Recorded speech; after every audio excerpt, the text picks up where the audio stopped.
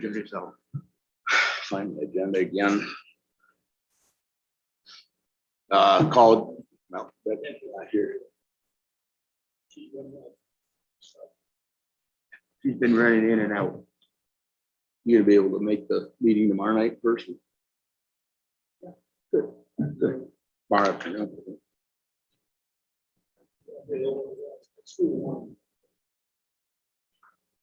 It's cool in there. If you can make it as far as Amboy, you'll be okay.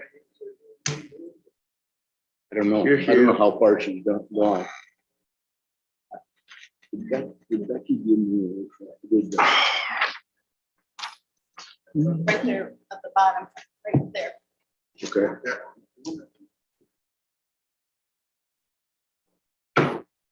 I didn't say- We can get you copies of that.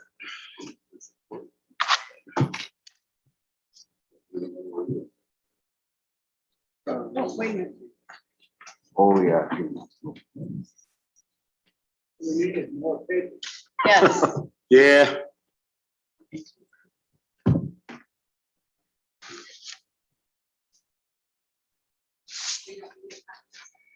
Um.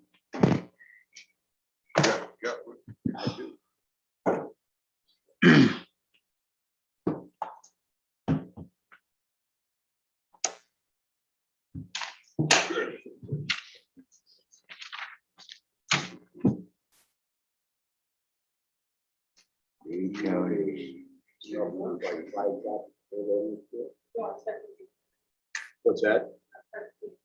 Yeah, we'll get it going. We'll get into visitors and Facebook claims. Got everything recorded anyway. right. Called the meeting to order. Get it all out of the way.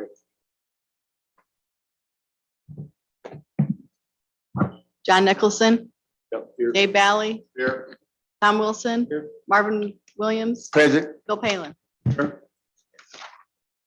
And has everybody had a chance to look at last month's meeting minutes?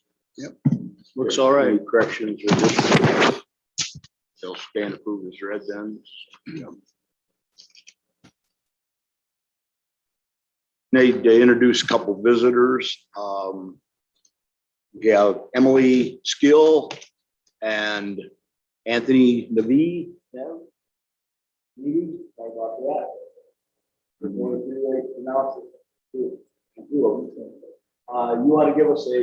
You want to give us a presentation on the Bison Meadows, which is the newest wind farm that's coming into the area. That mic back at the podium should be hot, and if you can speak into that, we'd appreciate if you record everything. And so we'll run down. If you have any handouts or anything, we'd be glad to look at those. Great. Can everyone hear me okay? I can take the mask off. Okay. Absolutely. Well, I just want to thank everyone for your time this morning. I know you're a busy committee, so I appreciate you giving us a couple minutes this morning. We don't have a formal presentation. I just wanted to give a brief introduction of who we are as a company and the project that we're developing here in Lee County, which is the Bison Meadows Wind Project. So my name is Emily Skill. I'm a development manager for Enel Green Power, and we are developing the Bison Meadows Wind Project here in Lee County. Enel Green Power is a leading owner and operator of projects in North America. We have about 59 operating projects in the United States and Canada, which totals a little over 6,000 megawatts, which is enough to power 1.3 million homes. So Enel is a well-established company here. And we also have a lot of projects that we are developing here in Illinois. We have 2 operating wind projects that are just south of here in Logan County. If you're familiar with the Hilltopper project or the Whitney Hill project, those are Enel Green Power projects. The Hilltopper project became operational in December of 2018 and is about 185 megawatts. And the Whitney Hill Wind project became operational in December of 2019, and that's 66 megawatts. So those are 2 of our projects that we have operating already in Illinois. We also have a development portfolio of approximately 1,000 megawatts of wind projects in our portfolio for development here in the state as well. So we're very committed to developing wind projects here in Illinois. And the Bison Meadows Wind Project is one of our priority wind projects for the Midwest region. So we're very excited to be in front of you today to speak to you about the Bison Meadows Wind Project. And here with me is also my colleague, Ben Syke. He also works at Enel Green Power with me. So the Bison Meadows Wind Project is in its very early stage of development. We're not planning to come to the board for another 1.5 to 2 years to submit our special use permit application. We're still in early stages of development, so we're still a couple years out from that. But I wanted to get in front of you all today to share our excitement about the project. We are planning the project to be about 200 megawatts. Our goal acreage is about 20,000 acres. We currently have about 7,000 acres leased or committed to be leased. So we're making some really great progress in terms of getting some landowners excited and signed up for the project. The project right now is located just north of Amboy and a little bit west toward Harmon. That's our current footprint of the project, but as we continue to develop, it may change a little bit. And that's why I want to get in front of you today, so you have my contact information so we can stay in touch as we continue to develop the project. We've also made some other great accomplishments this summer on the Bison Meadows Wind Project. We've recently got 3 Met Towers permitted and installed across the project area. If you are driving on 52 from Amboy heading toward Dixon, we just, right where that road split is and you kind of go off to the left, we just installed a Met Tower there in June. So if you see that, that's part of our Bison Meadows Wind Project. And then we have 2 other Met Towers that are a little bit further to the west as you head over toward Harmon. We've also opened a project office in the downtown Amboy area. It's at 10 East Division Street. On Google Maps, it shows up as the Diamond Brothers Insurance Company. That was the previous company that was located there. But we have a new sign out front that says Enel Green Power. And if you come by the office between Tuesday and Thursday, we'll likely have one of our team members there who would be happy to have a conversation with you. And of course, if you'd like to schedule a meeting with us, please don't hesitate to reach out and send me an email or give me a phone call. Ben or I are usually at the office every week. So we're in Amboy quite a bit and are happy to be building a relationship here in your community. And I just want to, a reminder, the Bison Meadows Wind Project, again, is in its early stage of development. And so, we're not planning to submit anything for another 1.5 or 2 years to your committee. At this time, I'm happy to take any questions you have about Enel Green Power, about myself, or about the Bison Meadows Wind Project. Does anybody on the committee have a question for Emily? Still in early development stages. Emily, you're going to run kind of parallel and north of Route 30? It would not be north of Route 30. Most of the project is about south of Route 30 there. Running parallel to Route 30 out toward Harmon area? Some of the project will extend a little bit north into Route 30, but majority is like a little bit north of Amboy and then to the west toward Harmon. I'm from Amboy originally, so I know that area real well. I'm Okay. Sorry if I'm asking the question. Oh, no you're not problem. familiar with, but, just curious, putting it in perspective from my mind. Yeah, and because we're at such early stage of development, we're still getting land leased, and the project footprint and project areas, still going to morph and change a little bit with time. So, we don't have any map to show you of exactly where we are, but we're hoping, in the next year or so, we will be able to share, that footprint with you, so you can have a better idea of, where we're looking at developing the project more specifically. And how large the towers, how many? And So we'll likely have about 50 turbines, likely no more than 50. We have not yet determined which turbine models we'll be using. We're still, 3 to 4 years out from construction.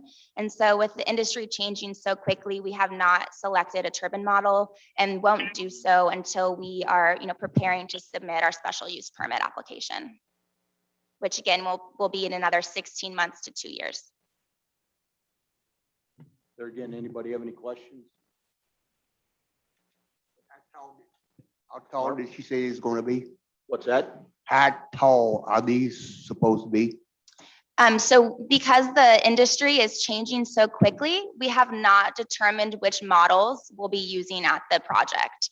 We'll, in the next year or so, we'll be looking at turbines and turbine models and determine which is best. But for now, it's too early to say what model type we would use going forward.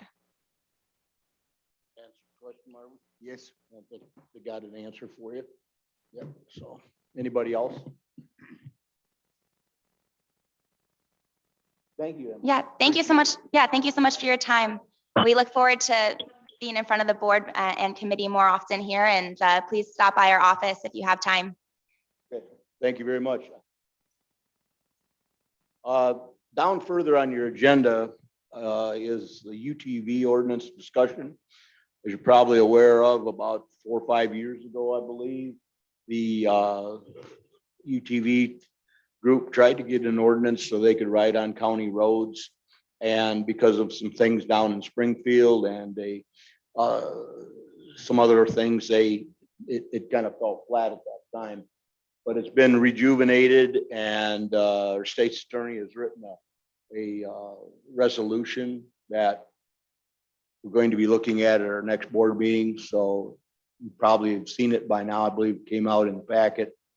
But Steve is going to elaborate on it. And if you can introduce yourself and your friend. Mark Impeld, Steve Dilger. We came to the board before, actually, I was a board member at that time. Yep. To try to get legal to ride UTVs side by sides in the county. The revenue to go into different towns is phenomenal. And people are riding right now, even though it's not legal. It's blown up quite a bit. I mean, you can't even buy one because they're as soon as they get them, they're sold. But anyway, there's some counties down south that have done this already. Wisconsin is huge with UTVs, and they allow four-wheelers. We're not looking for the four-wheelers. We're looking for just UTVs with the certain restrictions, seat belts, turn signals, horn. They have a roll cage in them. They're similar to a car. I'm here basically, if you guys have any questions that you have of me, or hopefully have the answer to. Has everybody got a copy of the resolution Charlie wrote up? Ordinance, I guess it is. Have you all seen the copy of it, read through it? We just got one. Okay. Any questions for Steve? And we've kind of gone through up and down that road many times, no pun intended. And so Yeah. we've just been revisited. We've been to Springfield.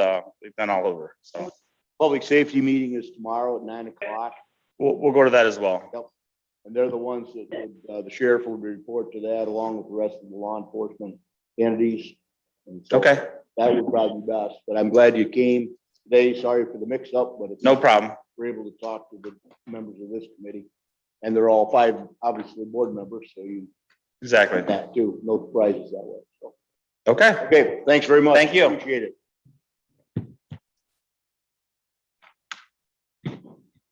Okay, now we'll get into the claims, fellas.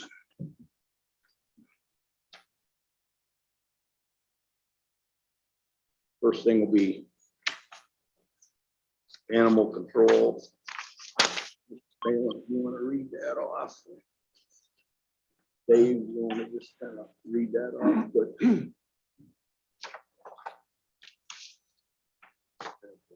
Just One for pet population.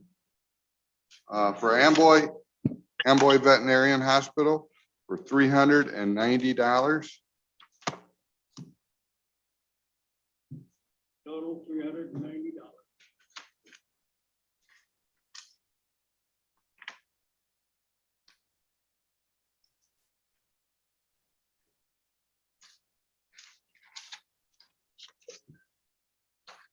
Excuse me, fellas. Yes. Yeah.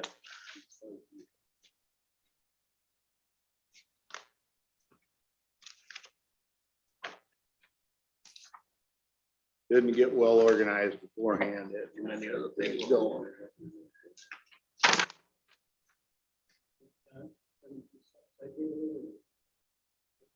No, I'm good. I'll just get organized here.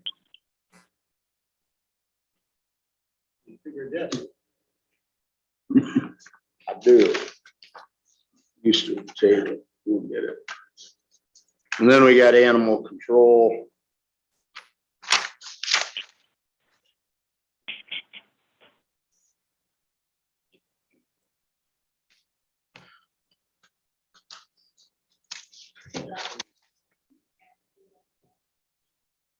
Who would that be on the screen?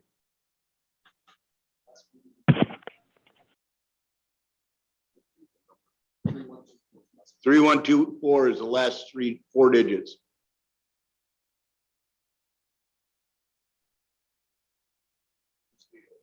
That's me. That's who's me. That's me, Terry. Oh, hi, Terry. Hi.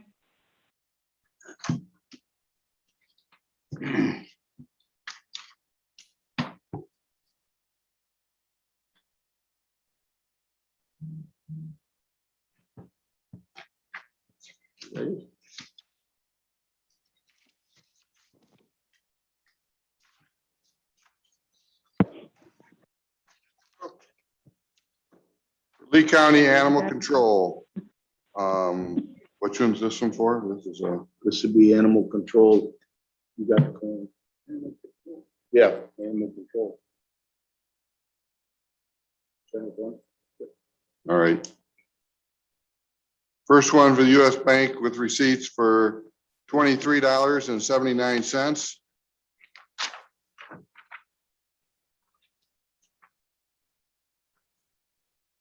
Next, for Johnson Oil for $161.32.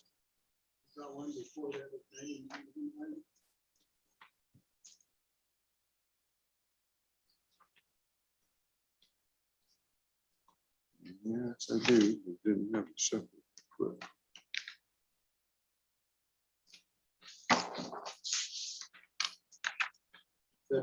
Yes. FedEx for $99.09.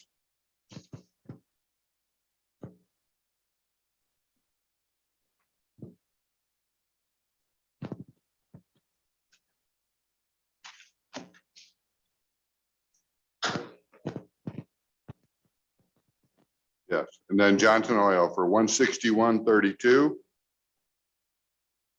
For Wind City Energy for $59.51.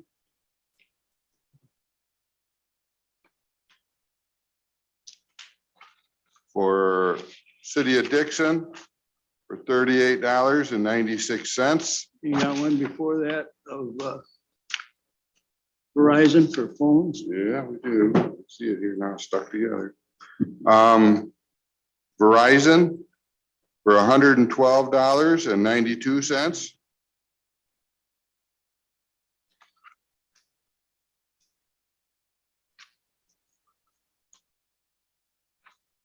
Next one, Republic Services for $43.14.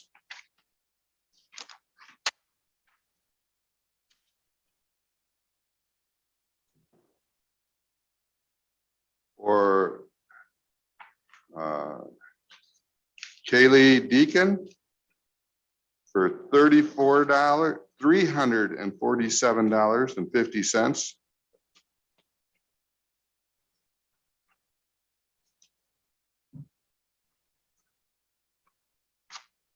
For Direct Energy for $161.84.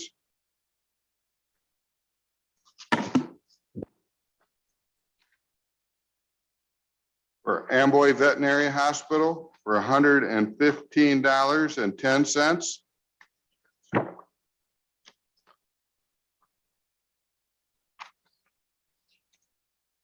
For Fry Frieder for $55.41.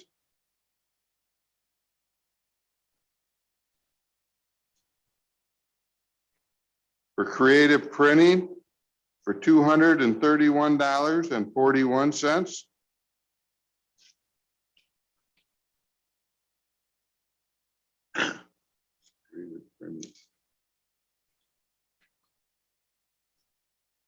placing notices.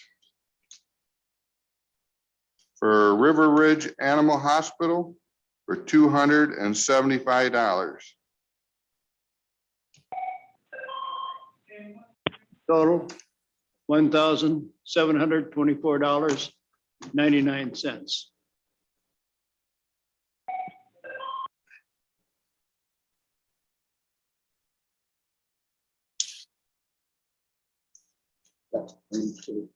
I got building maintenance. I got maintenance. Table is being full, so the correct maintenance is good.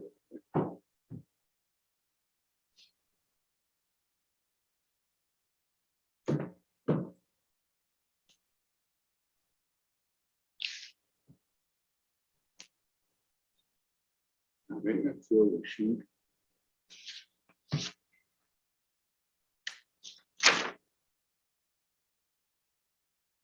Actually, let's, Tom, read them off. You wanna take that, Tom, that sheet, and read them? Get you the next work.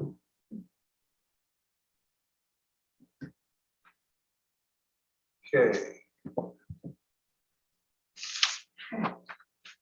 Home Depot, 3208.30. Sherwin-Williams, 182.59.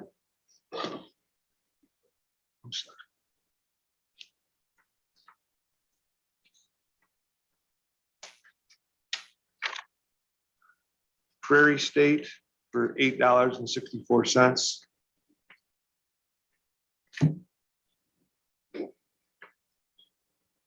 Alpha Control, $310 even.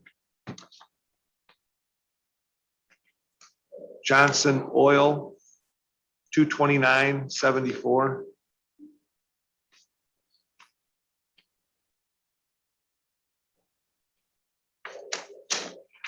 Napa, $153.97.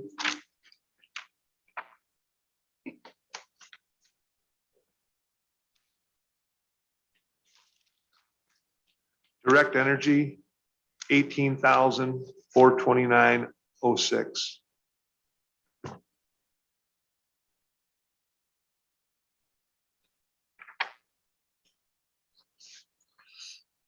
Johnstone for $35.13.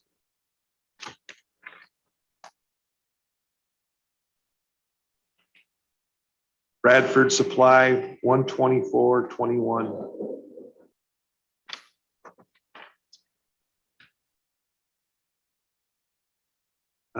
Lima, $452.79.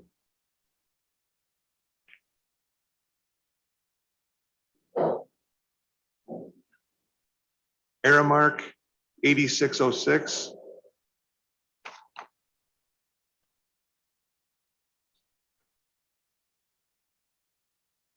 Saroni, $884.58.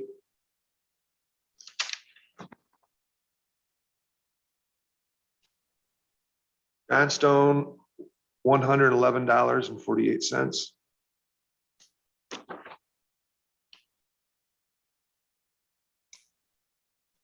Napa, $395.39.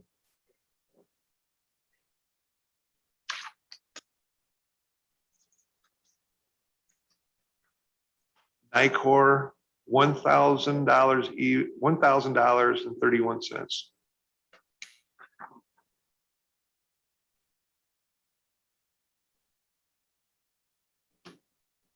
Firefighter, $631.10.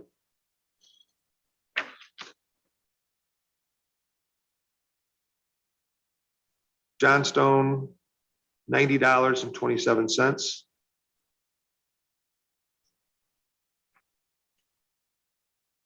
Nicor, $107.34.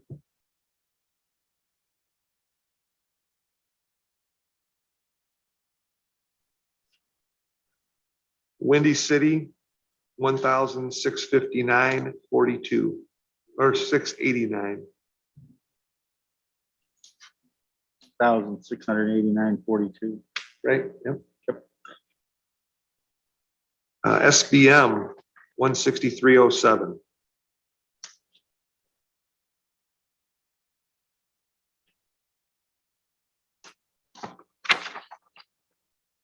US Bank 1,296.72.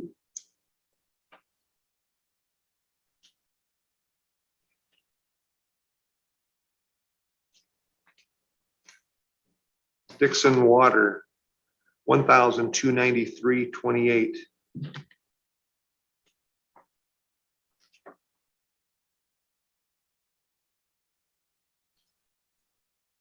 Johnstone 446.57.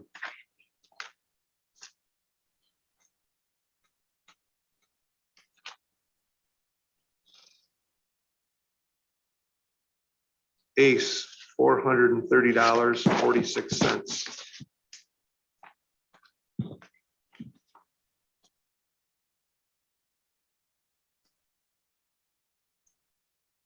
Aramark 215.57.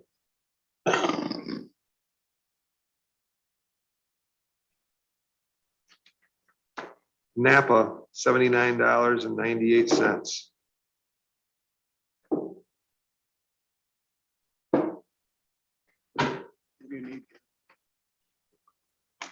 Procom $1,942 even.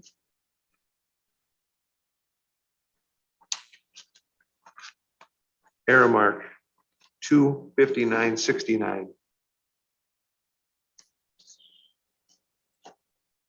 Johnson Oil 81.65.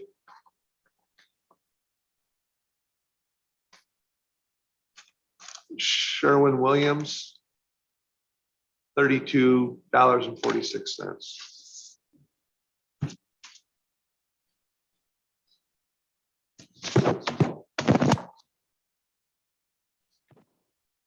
For a total $34,371.83.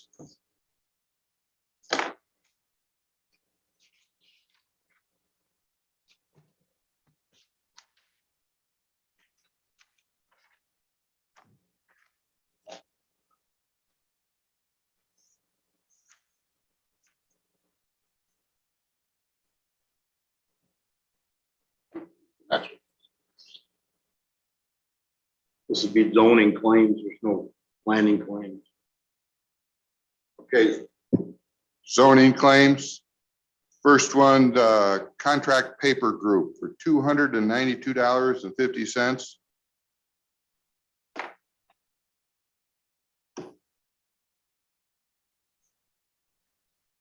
Quill for $245.02.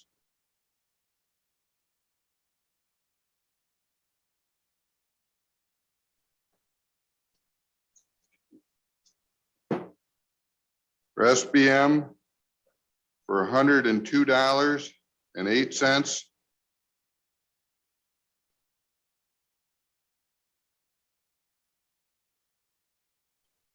US Bank for $70.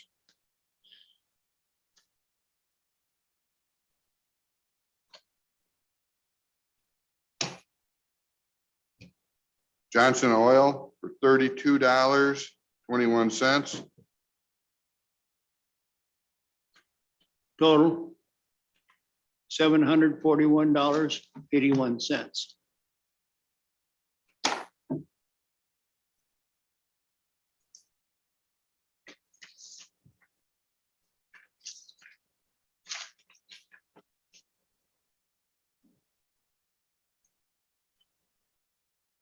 We have the lots claims. You want to do some of these, Marvin, or you want to do some?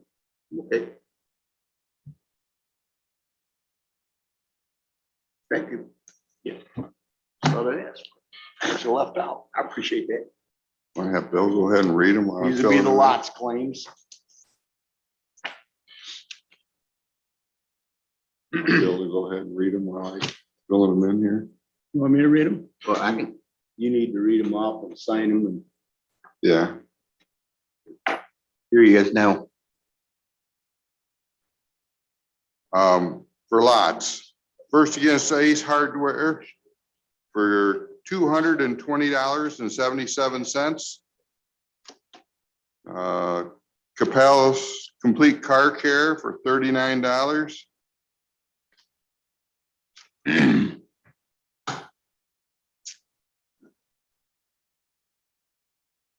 City of Dixon for $41.73.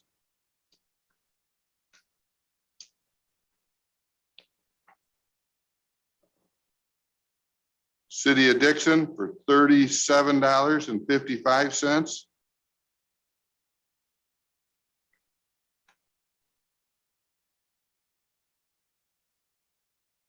Comcast Business.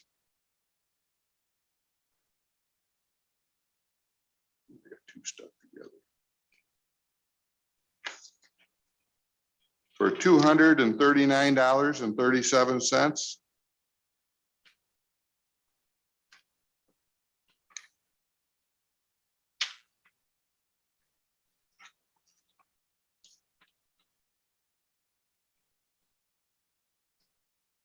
For Culligan for $30.86.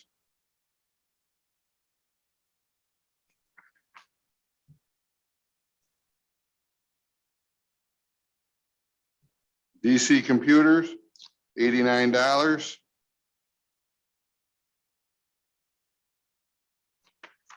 Direct Energy, $822.68.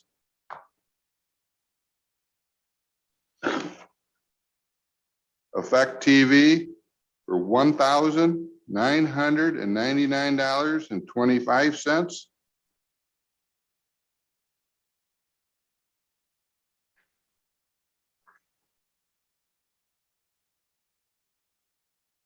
For Foxter Solutions for $1,350.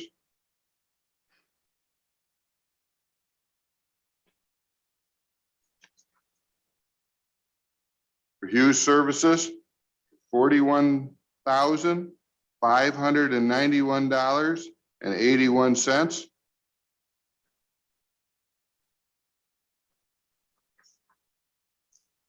Relief for $489.68.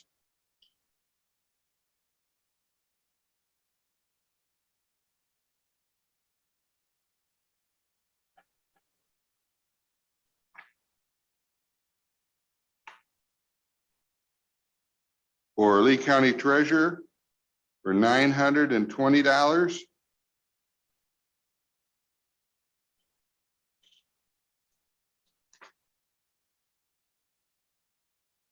Midwest Transit Equipment for $120.53. We got one before that for, another one for Lee County Treasurer, Okay. 374.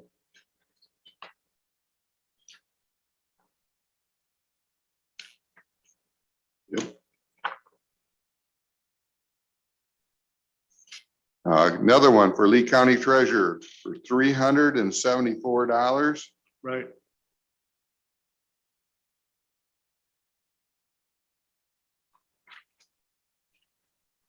And then the Midwest Transit Equipment for $120.53. Right.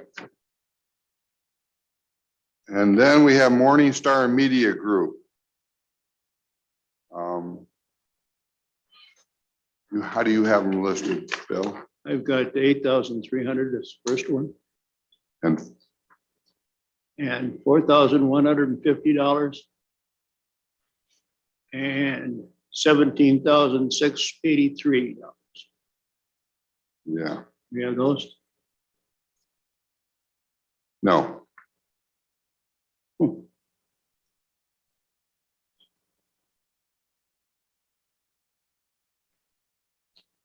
I got the for the I-39 account of $8,300, I-88 account for $4,150, and a lots account for $16,888. I have 17,000. 17,683. 17,683 is the correct amount. Okay. And that total for that group is $30,133. Okay, that's the total I have. Okay, The total of the three is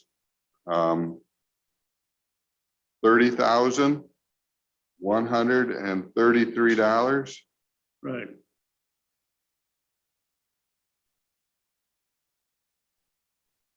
What was the lots account number again? 17. That's account number, $17,683. 683. Right, 178,683.00. The total is correct, so we should Okay. have a grand total, okay.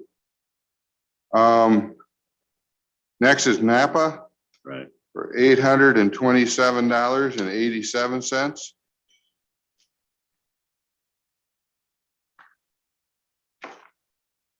Pest control for $55.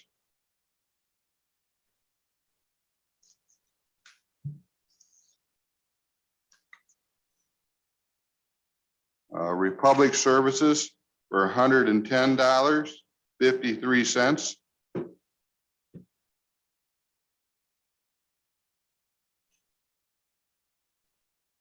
Buck Valley Media for $873.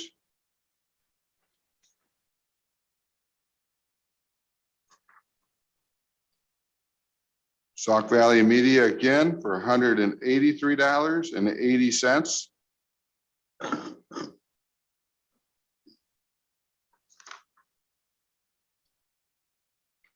Toyota Financial Services for $367.17.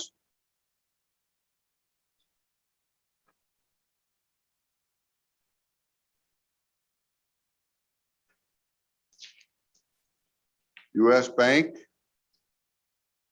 You have them individualized or you have total? yeah, I have them individualized. One account is $2,744.51. Right, The next account is $510.71. yes, Account is $473.24.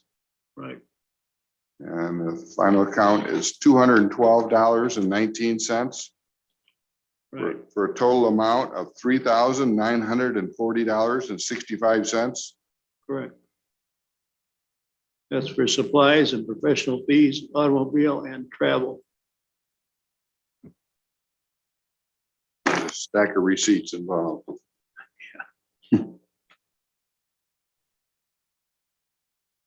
Next, Verizon Wireless for $1,212.05.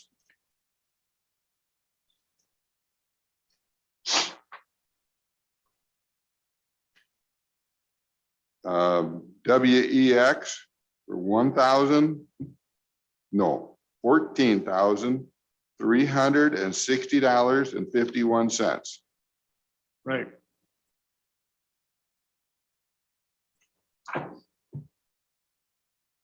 Wind City Energy for $82.49.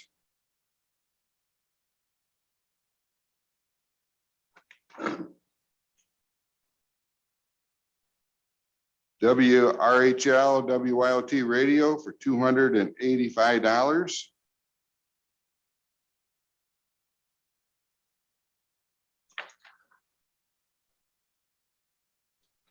WIXM, WRCV, and WSEY Radio for $1,235. right. That's all I have. Okay, so lots claims is $89,582.30. Lots Greyhound, $12,450. Total claims, $102,032.30. 102,032.30. large percentage of that advertising. He's a big spender.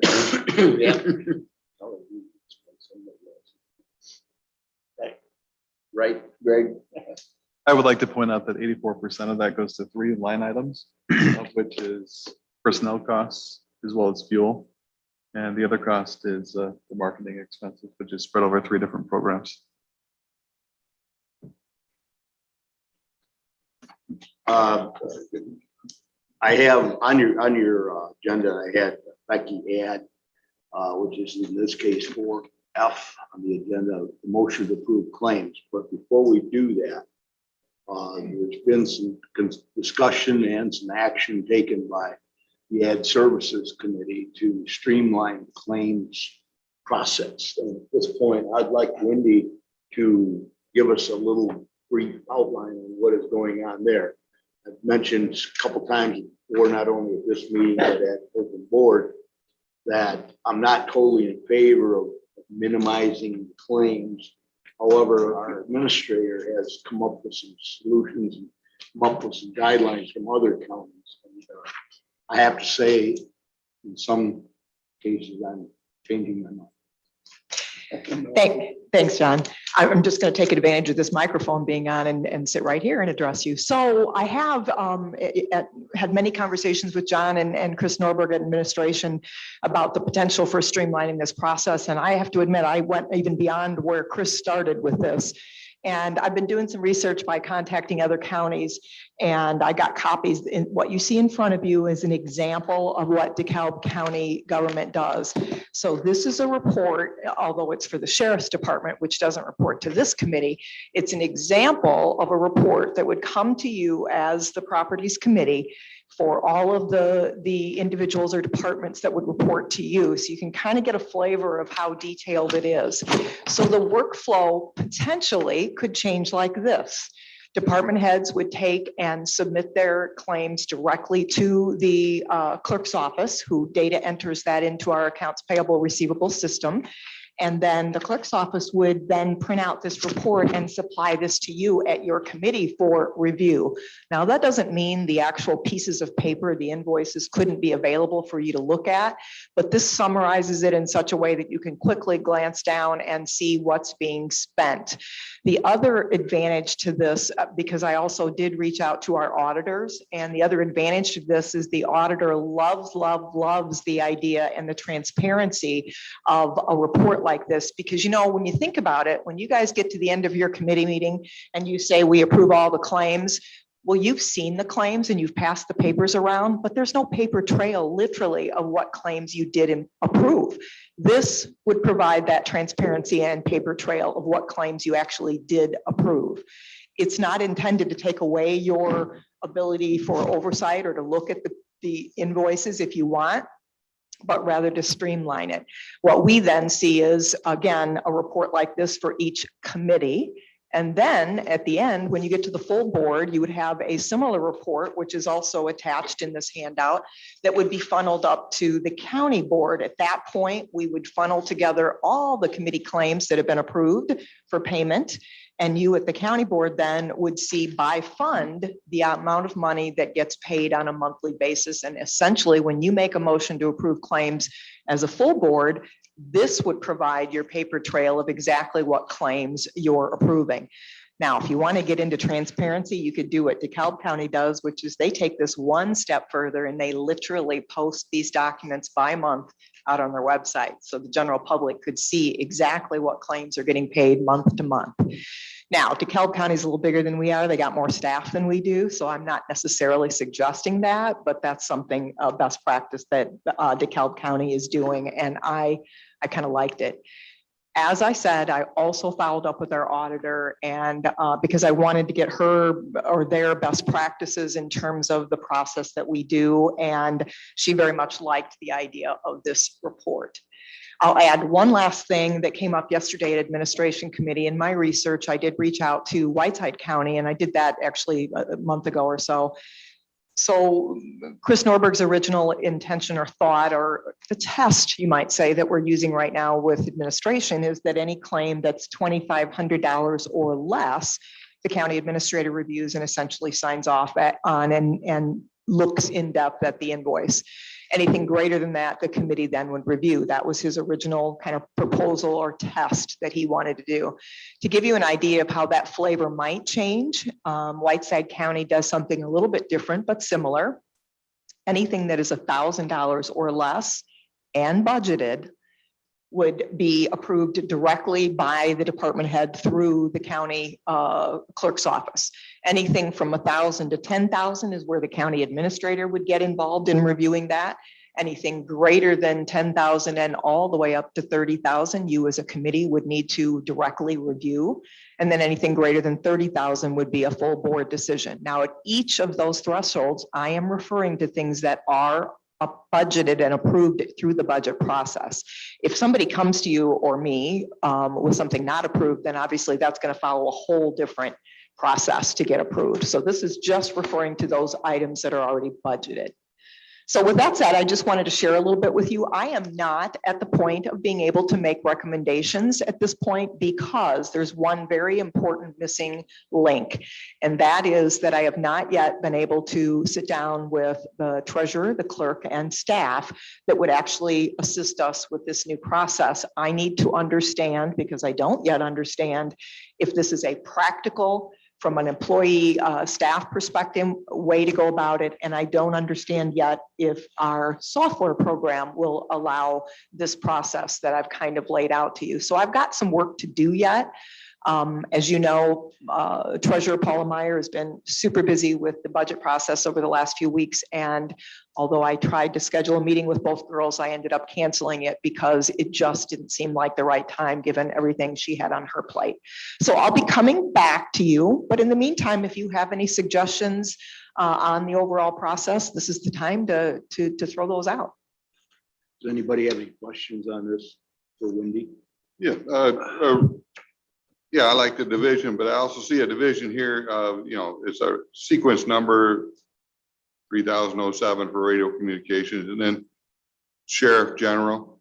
I worked under a system where we had work order numbers, and if there was a division, especially in maintenance of what building it's on or what, so we could look back and look at a cost per building, the electric bill per building, the water bill per building, the maintenance per building, and for long-term services, get a review of what cost per building was. I like that idea. I will tell you though, that the challenge with this isn't going to be what comes out on a report. It's what gets data entered in.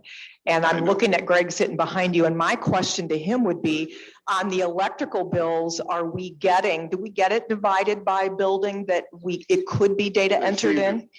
Yeah. They're in the building. One lump sum, but then It's itemized on the bill. It's itemized on the bill. Okay. So that tells me the data exists. Now it's a matter of making sure our software program has a field for that data. And then, yeah, I can see why that would be of value to you guys in summary or in aggregate to be able to go back and look and see, yeah, what's going on with those buildings? How much are we spending for any particular thing? on my sheet that I submit is also itemized out.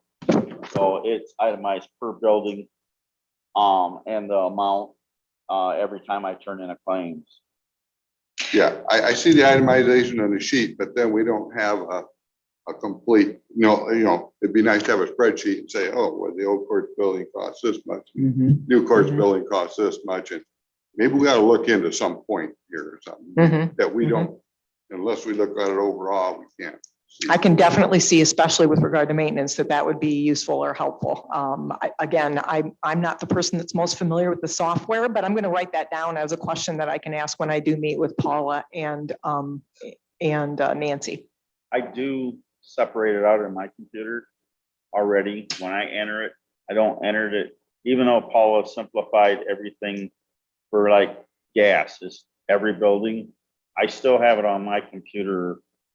I itemize it out when I load it. Every building is separate of how much, so it's just a process of me printing out, and I probably get a spreadsheet set up to print out for every building, because I do keep track of that. The other thing I would point out about this report is obviously this was just a single page.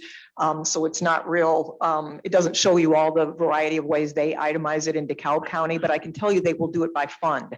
So this was the general fund essentially that, and in particular the sheriff's department, but there are, all kinds of funds in the county outside of the general fund, and those claims would come across itemized on this report as, a separate. So all the variety of funds that we would have, you would, as a committee, be able to see that as well. Yes, we used the pilot version of this in administration yesterday, and it just went very smoothly. Very smoothly. It was a test plan. Yeah, and that's what we've been kind of doing in It needs administration is refinement. kind of testing the process. But I want the process that we've been testing to go along with some forms and Right. that paper trail where you sign off on claims. You're literally signing off on a list of claims that can go in the board packet, then that it clearly identifies which claims you've signed off on and approved. I like the clarity of that. And as I said, so did our auditors. So. Would we still see like the reports or the individuals? I mean, would it be available here? From time to time, I have looked at them. Yeah, I actually see that being of value to have, in other words, the physical claims. Now, at this point, keep in mind, if we change this process, the clerk's office will have already seen these invoices and receipts, but there's no reason they can't be sitting here at this table available should you have questions on anything on the list, for sure. I just, we're signing off on them. What's the liability if I've never seen them? Absolutely, absolutely. Or, And there's no reason, though, they're going to exist. The clerk's office keeps these, so yeah, there's if no the clerk reason. sees them, then she would sign off on them and all we're doing is reviewing them then. Well, I won't say the clerk's signing off because staff is going to be probably resistant to the idea that they want to take authority because they don't want to be in trouble if something gets signed off. So I want to be clear about that. But the other thing the auditor pointed out is in the process we currently go through right now, you guys review all those pieces of paper and then you submit it to the clerk's office for data entry. And what you never know, not to say that we don't have great staff, but you don't know if that what you approved actually is what got entered in the system. There's no checks and balances from that end. Right. So this reverses it. So you're going to see the checks and balances because the clerk's going to do the data entry first. You're going to see the report. You can have the actual invoices available to review if you should choose to do that. And there'll be actually, I think, a clearer, more transparent process going forward. Definitely. Hey, Wendy, just a couple of thoughts. Do you know, and I'm guessing this is a question we probably need to find an answer for, but if the new software actually allows for the upload of invoices, which I think would strengthen the system, if I, as a department head, can actually gather all of my claims with the help of Sally, and we can just merely upload it to the system, I think the board would then actually be able to tap into theoretically and look at specific invoices. Absolutely. And in fact, that is on my radar. And that's exactly what DeKalb County does. Yeah. And once again, Greg, the only question I have is what does the software allow? Is there a module, excuse me, that we could purchase that would allow that? Because what I then said to DeKalb County is, well, okay, but how is it that you've got the department head signing off and authorizing, these are my claims for the month? Where's that paper trail coming from? And he said, well, we do that all by uploading the invoices. So yeah, they are all uploaded, all in a PDF or in the system for instant retrieval.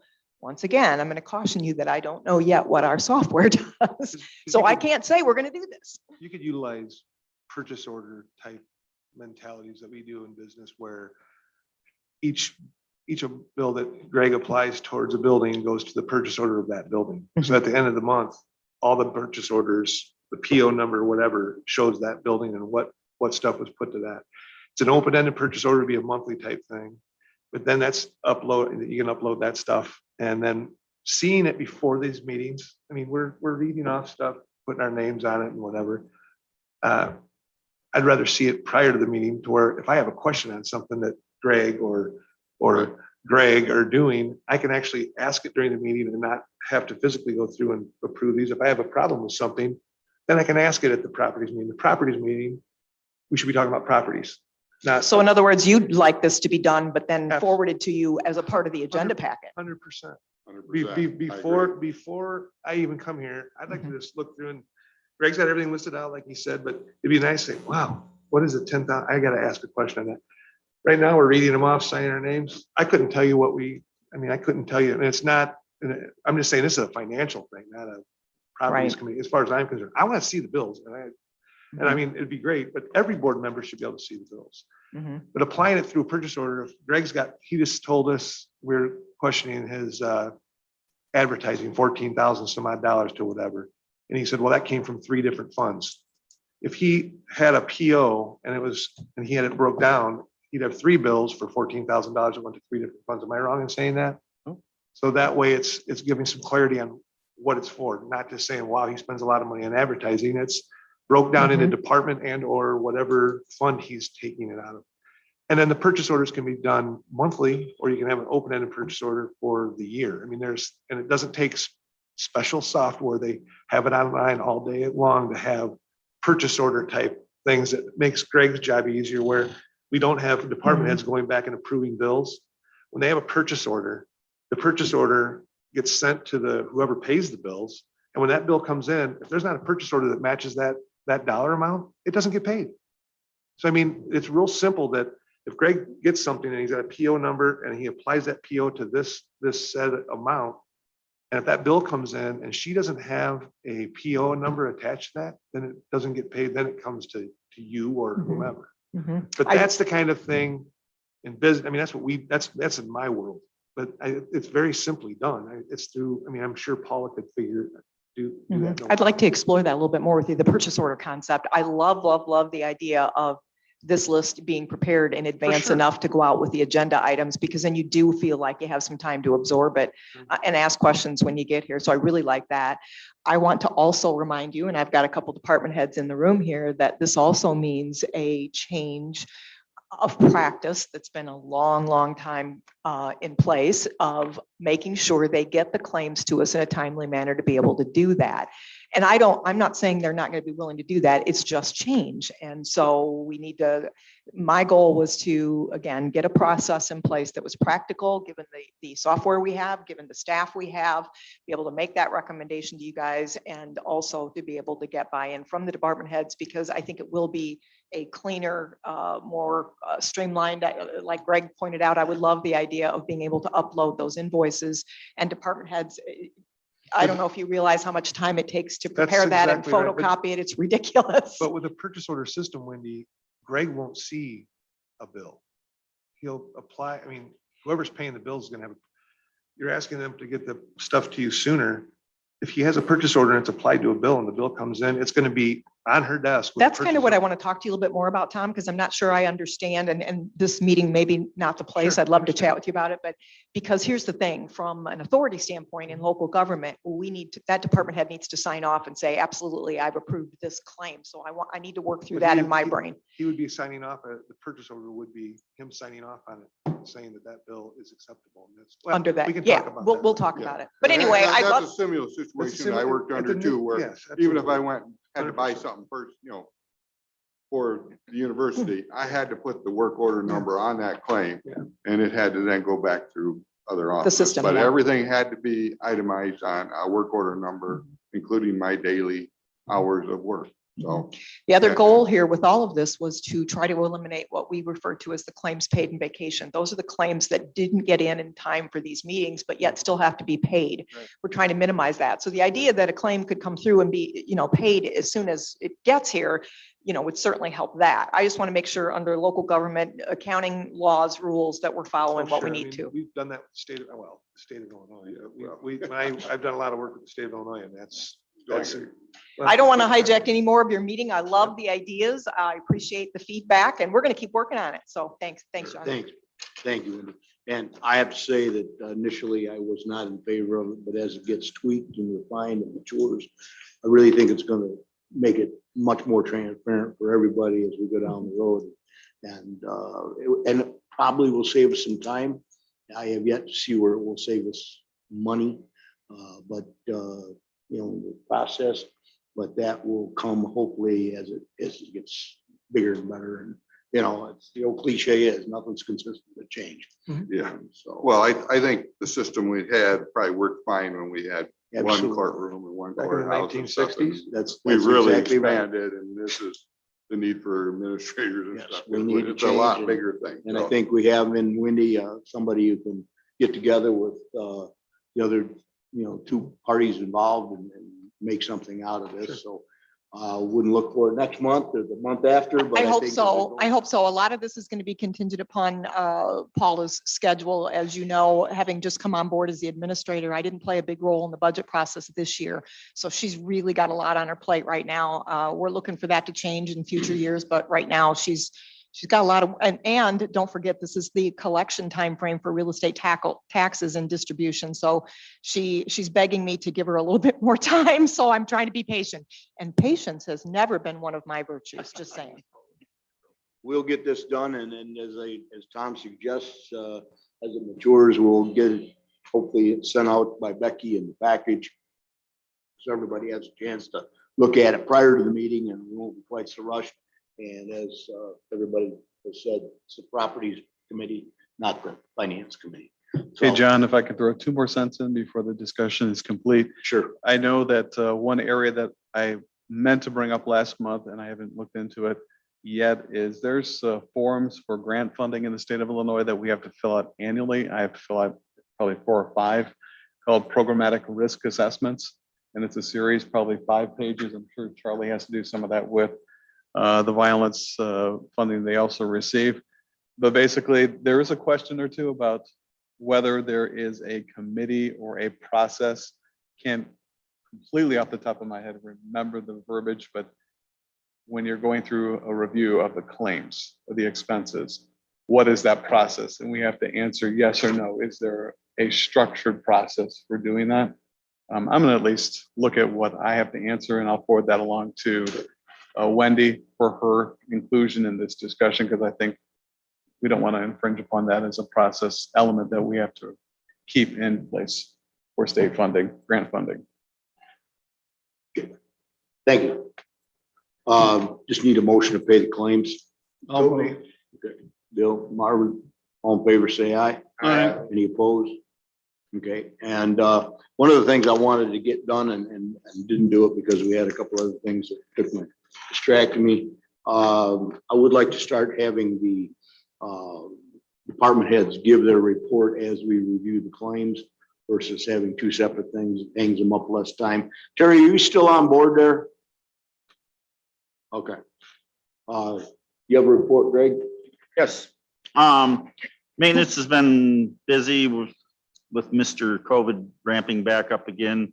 We're starting to order more PPE stuff. We're spraying a little more often, trying to get everything up and a little more frequently, cleaning and wiping down things again.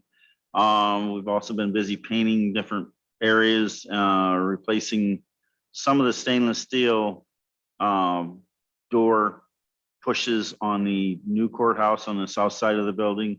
They had them wore right down from cleaning them so often. They've had them wore right down the stainless steel right off to the brass underneath. So it made it very difficult to get them clean. It was an expensive thing to do, but it was something we had to do to several people enter that door daily. So we wanted to make sure we kept that wiped down and clean. So we replaced all those. We've been trying to keep up with the tuck pointing people. I can give a report on that later on down the line here. So it's about all we've been changing filters a little bit more frequently for the rooftop units because of COVID. So you're probably going to see my Johnstone bill go up a little bit because we've been buying all of our filters from them. That's about all I have. Changing them more frequently for what reason? Because of the COVID, we would like to change them a little more often because with the equipment we have, we don't have enough air changes to help us out on that. So we have to keep those clean so that it's not sucking that dirty stuff back through and putting it back into the buildings. Luckily, we haven't had any outbreaks in any of the departments that I'm aware of. The jail hasn't had any yet. That was a big concern last year. We had a couple of big outbreaks out there and cleaning and changing the filters more often seemed like it helped it out a lot. Okay, Dee is not here. Basically, she really didn't have that much of a report other than what is obvious on the agenda. And we'll cover that as we go along. Oh, John, I have one more thing to add. I have been waiting for prices back for rooftop units for the new courts building and the old courts building. Just now starting to get some bids, proposals back for budgetary purposes right now.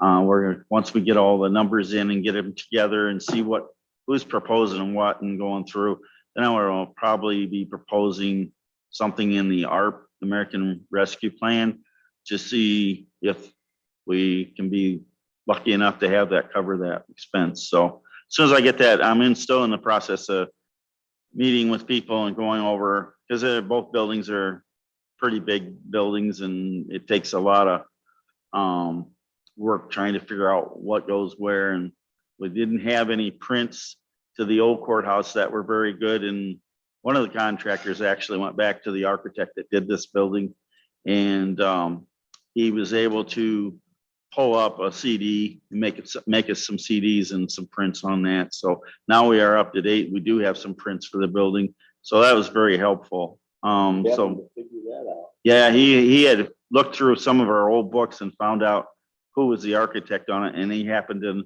architect and engineer, and he happened to know them. He contacted them, and by gosh, they had the things in the file, so they were able to print them off for us. So we're very lucky about that.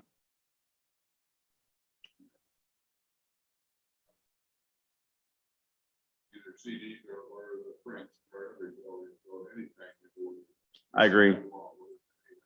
I think we're waiting for our IT department, because they're supposed to be able to have that capability pretty soon. So that's why we've been holding off. It'd be a lot nicer and cheaper to do it in-house as to take it outside the building. So we're waiting on that to come through, and then we'll And- have that in, and then we'll have a safe, fireproof safe, so we can put everything in. Greg, just as an update, the GIS department does have the plotter and is here.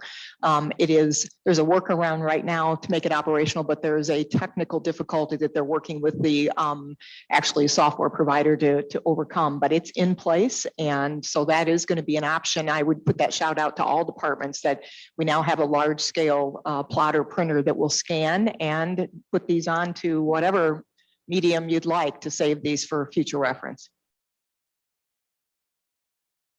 Okay, lots, Greg, you got Couple of things. report? Yeah, do that. We got.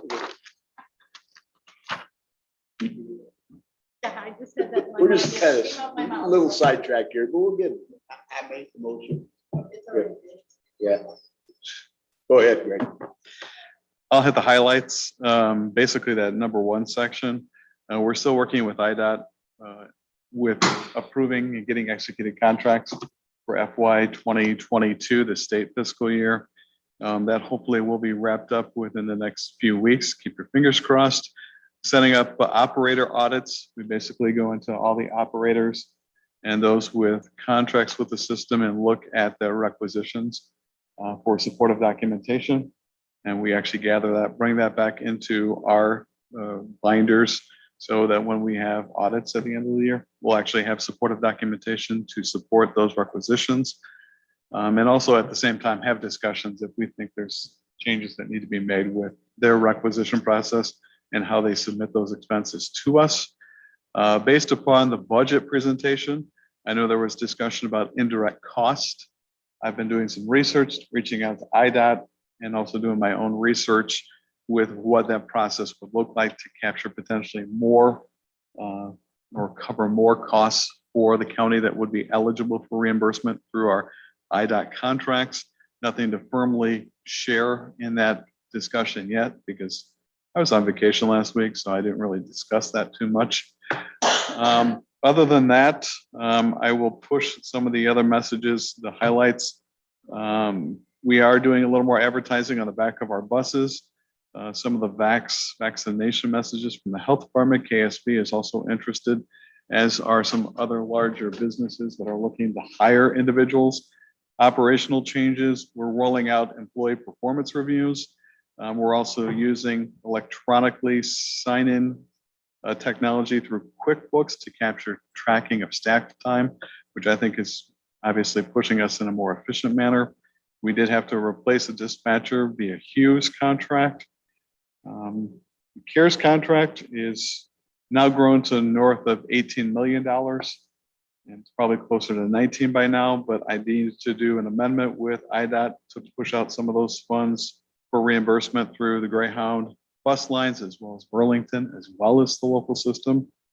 We do have a fortunate issue in that the canopy construction project had about $129,000 left as just an additional piece of funding that was not used. I guess it's more efficient use of those funds. So IDOT says we can take those $129,000 back, or you could actually look at other potential projects that could be done out there. So there's some water damage on the ceiling from years ago that I've been meaning to do something with in the Greyhound area. We're looking at fixing that. The other large piece would be potential repaving of the older section of our parking lot. And then there potentially is, because we're running out of office space out there, redeveloping some office space in the dispatch area for the operations manager, just as a temporary solution. One of the pieces that will be going, I believe, to executive, and I think it's more of an FYI, is IDOT does have a new capital round for rebuild funding. And we've been encouraged to actually look at that for other potential spending within the system. Our proposal is due in by August 31st. Since a proposed grant that went to the feds by IDOT to incorporate some electrical vehicles got turned down, we're looking at actually replacing some of our existing buses with electrical vehicles. Those vehicles are not cheap. And if IDOT likes our proposal, we may get funding through that rebuild. And then the other piece, since we're running out of additional office space out there, we would basically carve up the old conference room and add a conference center on to the east of our existing location. About the same size as what our conference room is currently. There's no guarantee of awarding, it's a proposal. And one of the pieces they need is basically a resolution from the county board saying that they would support this capital request. So that resolution is what is going to executive, but was not put on this agenda. Is that correct? One. Yeah. And I think those are my highlights. If there's any questions, Want a motion to send that to executive? I would, yes. It's not on the agenda. Okay.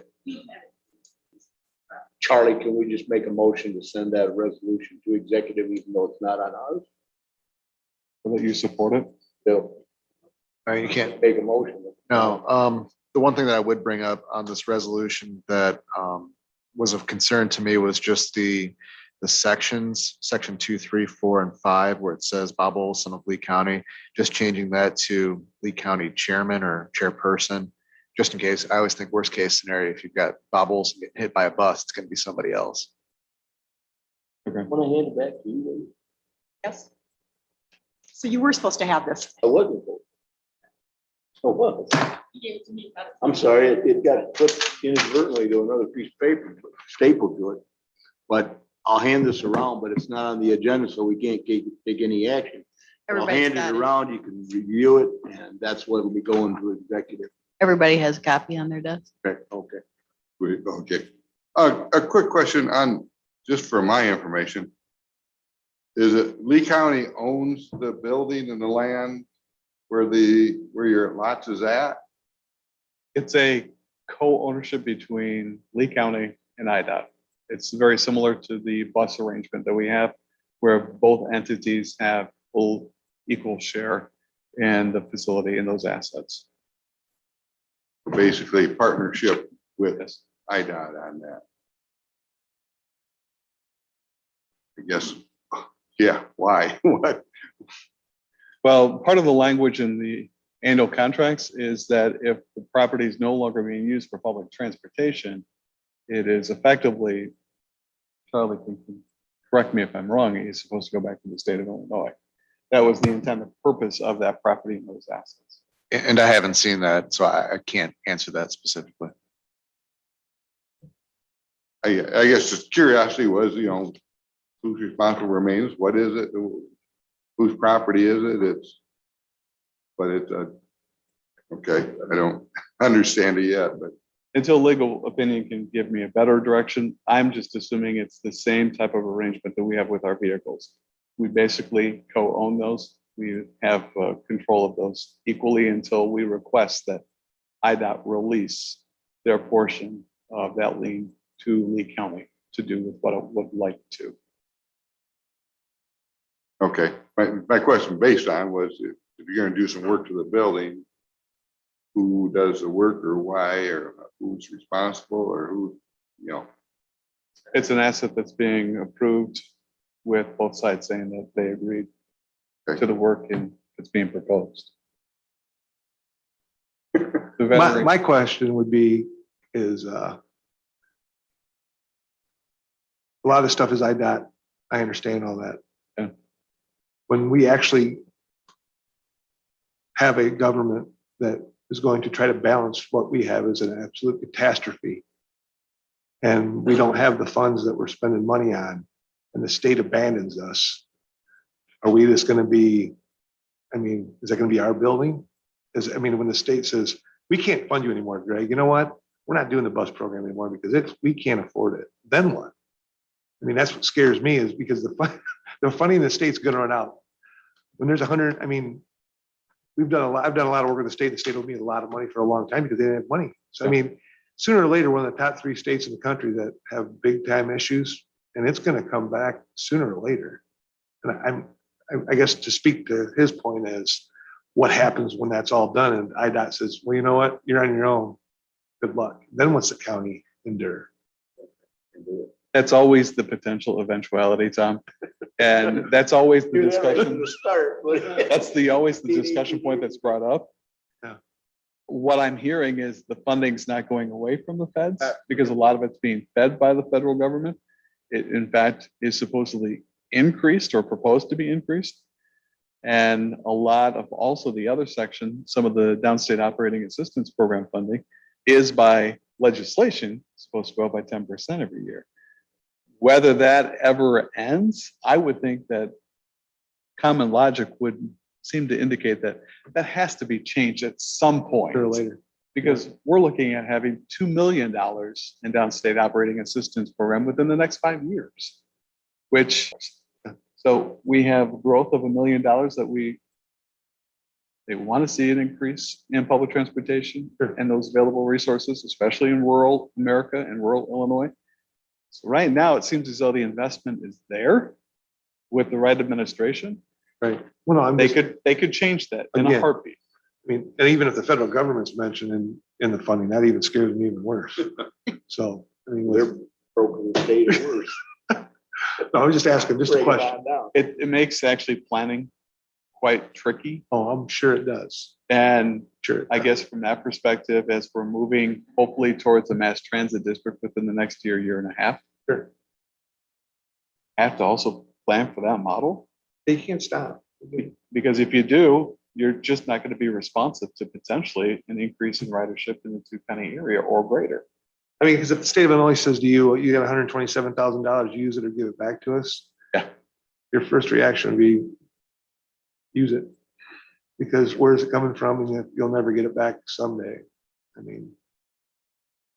That's, but if you do eventually go to a mass transit system, the pass through for Lee County we will no longer go through the bills.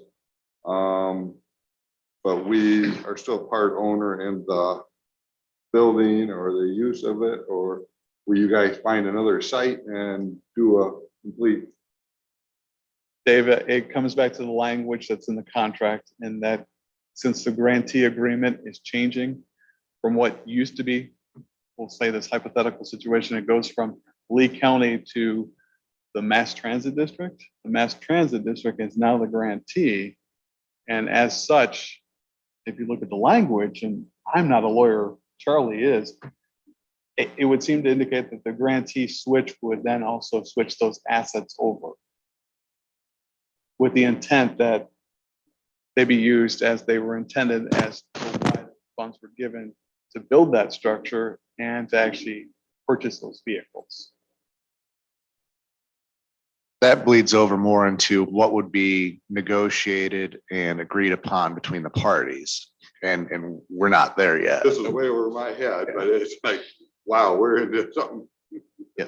Change, okay. Greg, you got anything more?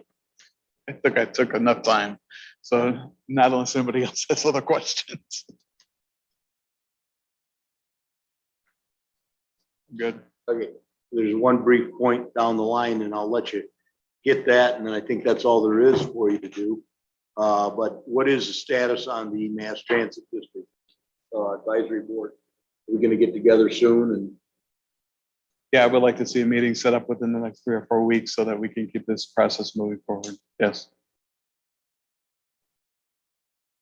questions on that. And that's just set up between the two counties and that's between the attorneys and so on and so forth. So we'll leave that done. Okay, now, under old business, Greg almost every day and I every couple days, and I think Tom's been here a few times. We've been monitoring what Bergen's been doing on the outside of the courthouse. It seems that things are going quite well. Greg and I had a meeting with Bill Zimick, who's the project manager, last Friday morning, I believe it was, at 9 o'clock, and discussing the number of Dutchmen that needed to be fixed and the repairs that need to be done. We do have, I believe, 400 square feet that were included in the contract, and that's going to cover the majority of what we got done. Correct me if I'm wrong. I think it was only 50 square feet. Okay, 50. And depending on how they measure it, they have to take a measurement of every detail that we seen and said it needs to have the Dutchman's put in. So they went around and they marked every one of them and they are measuring them and they'll get their square footage amount. And then if we're over the 50 square feet, then they will be giving us a quote on how much we would have to pay in to correct We also whatever. have a credit based on some changes that were made in the original contract. They're not sealing the grout as we had originally Correct. anticipated. Correct. I'm not quite sure that figure is 9,000. I can't remember it now. But they're gonna consider that into consideration too. So hopefully it won't be too much for us, but Pretty much. we want it done right first time. So, any blemishes that we can visually see, and then we know it's gonna be a problem. We want to get it corrected, We have a couple places where things need replaced. They have that kind of combing effect. And they're able to complete that. They have a sub or a company that they rely on to get us that. So time we get done, there's maybe some minor color differences, but it looked like a page and those together, it should look quite good. I'm very happy so far. The guy they got out here, John, I don't know, his name, Jonathan. Yeah, but he seems to be very well aware of what's going on and is not afraid to grab one and have at it. So he's doing pretty good. No, Sealing the grout, that apparently is not that necessary. it's better if it breathes. Oh, Yeah. If you seal it, you get the moisture back of it, can't get out. It's better if it doesn't seal. The building never had a vapor barrier, so there will always be putting moisture out, especially in winter time. It's characteristic. Yeah, it's very characteristic and you can't seal Well, masonry. that's a good decision. Unless your interior building is vapor Right. controlled. I have never worked on a building such as this, but I've done a lot of work on stone building. And the mortar, you never want to seal the mortar. or They didn't know what a vapor barrier was. no, Yeah, right. that's about it. That's just about it. The moisture is going out all the time to the cold and it will get caught behind your freeze. That's part of the reason we have some of the efficiencies we have in such Wendy's office where the moisture's trying to find a way out. And that's where it came out. Effervescence. And that's just a natural occurring. It needs, yeah. Yep. So we have some of that to repair once we get the outside thing done. Ongoing maintenance. Any questions on that? Work on the courthouse. I mean, it's work in progress, obviously. You can hear them outside. So Wendy, are you settled into your office now? Yep, please do that. Yeah, we saved this for you, Wendy. I am settled into the office, and I'm much more settled this morning than I was yesterday. Greg failed to mention in his report that he was rescuing a damsel in distress from a terrible odor, which turned out to be a dead bat clinging to my computer. I probably electrified it when I turned it on one morning. Who knew? Anyway, thank you for that, Greg. I am settled in. I did want to just from the administrator's office more broadly, just give you a heads up that I have been communicating with the executive committee on a weekly basis. The executive committee, of course, consists of all your committee chairs regarding the activities that I have been that have been either handed to me or that I've been focusing on. At this point in time, I haven't been mailing that out to the full board because I was looking for feedback from the executive committee about whether the emails, the weekly emails were helpful or relevant at some point. I kind of see that happening. In the meantime, though, I have no problem sharing with everybody what's going on. I just was focusing initially, at least, on the executive committee. And FYI, I have asked the executive committee after I've been here for a few weeks and get my feet underneath me to sit down with me and go through a strategic planning. And I, in this case, am not referring to the long-term strategic plan of Lee County, but rather what is it that is the goals of the administrator? I want the direction of the executive committee to tell me exactly what to focus on. Job description is quite lengthy. And, you could take probably one of those categories such as human resources, and you could focus entirely on that depending upon the level of attention the board wants me to give a particular item. So I'm kind of looking for some feedback from them.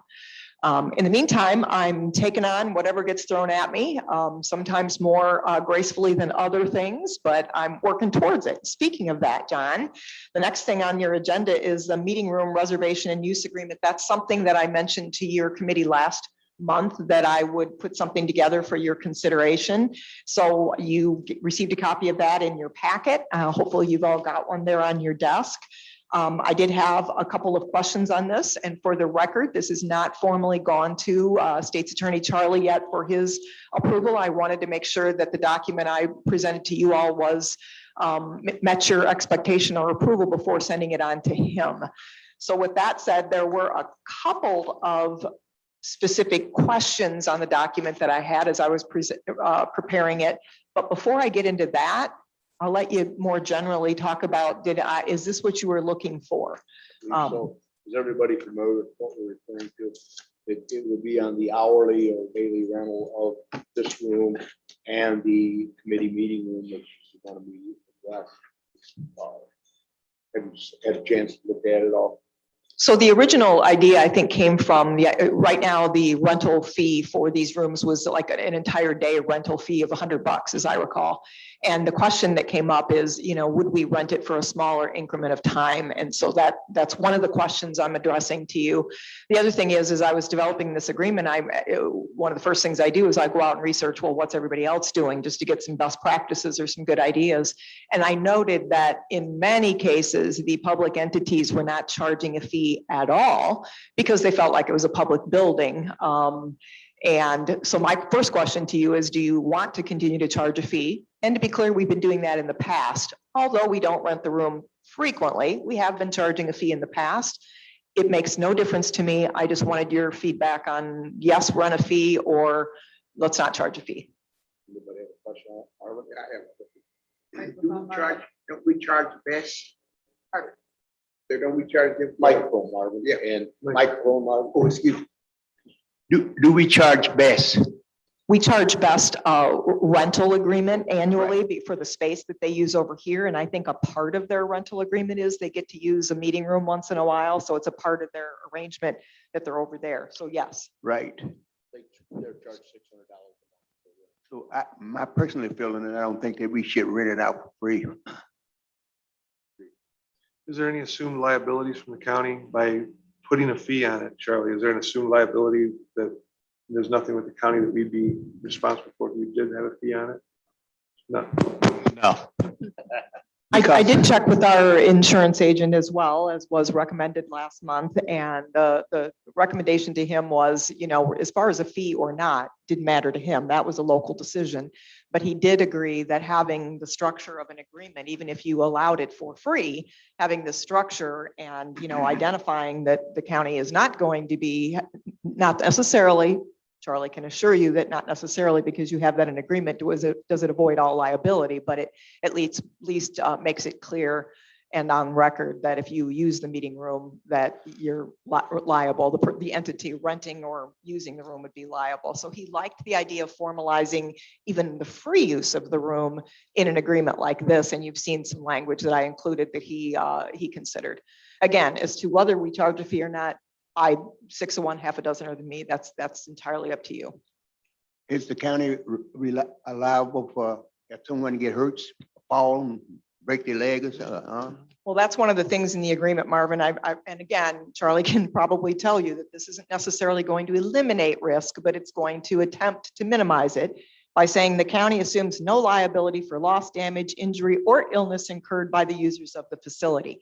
That's what the insurance agent wanted to get on record as part of this agreement. But if they get a lawyer, they can overcome that too sometimes. I says, if they do, even with that written in, if something happened and the person could get a lawyer and we could still lose and have to pay some damage, wouldn't we? Sure, we have no crystal ball. I mean, can't provide for every scenario that may come through the door or what may happen. So all we can do is try to limit that liability. Well, that basically was my question too, about elimination of liability. It just, No, and frankly, won't happen. it's a public building. You can't Yeah. eliminate somebody coming in and paying taxes and falling down the stairs. So, yeah.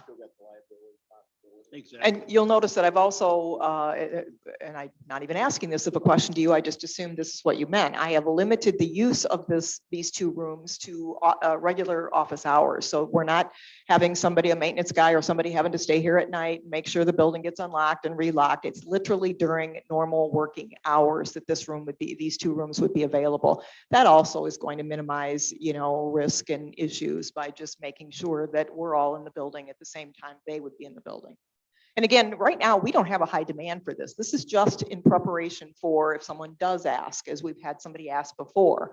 I'm not anticipating we're going to go out and solicit people to say, hey, come on and have a birthday party. I did hear that Tom wanted a birthday party, though. I was going to, in fact, write that into the agreement, except for Tom's birthday party. But, you know, again, I don't anticipate a large use of this. I think it's just for those people who come to us and initiate this conversation. I wanted to formalize this process a little bit. We've had various attorneys that have viewed county organizations that give classes in here, things of that nature. So it's all basically professional type things.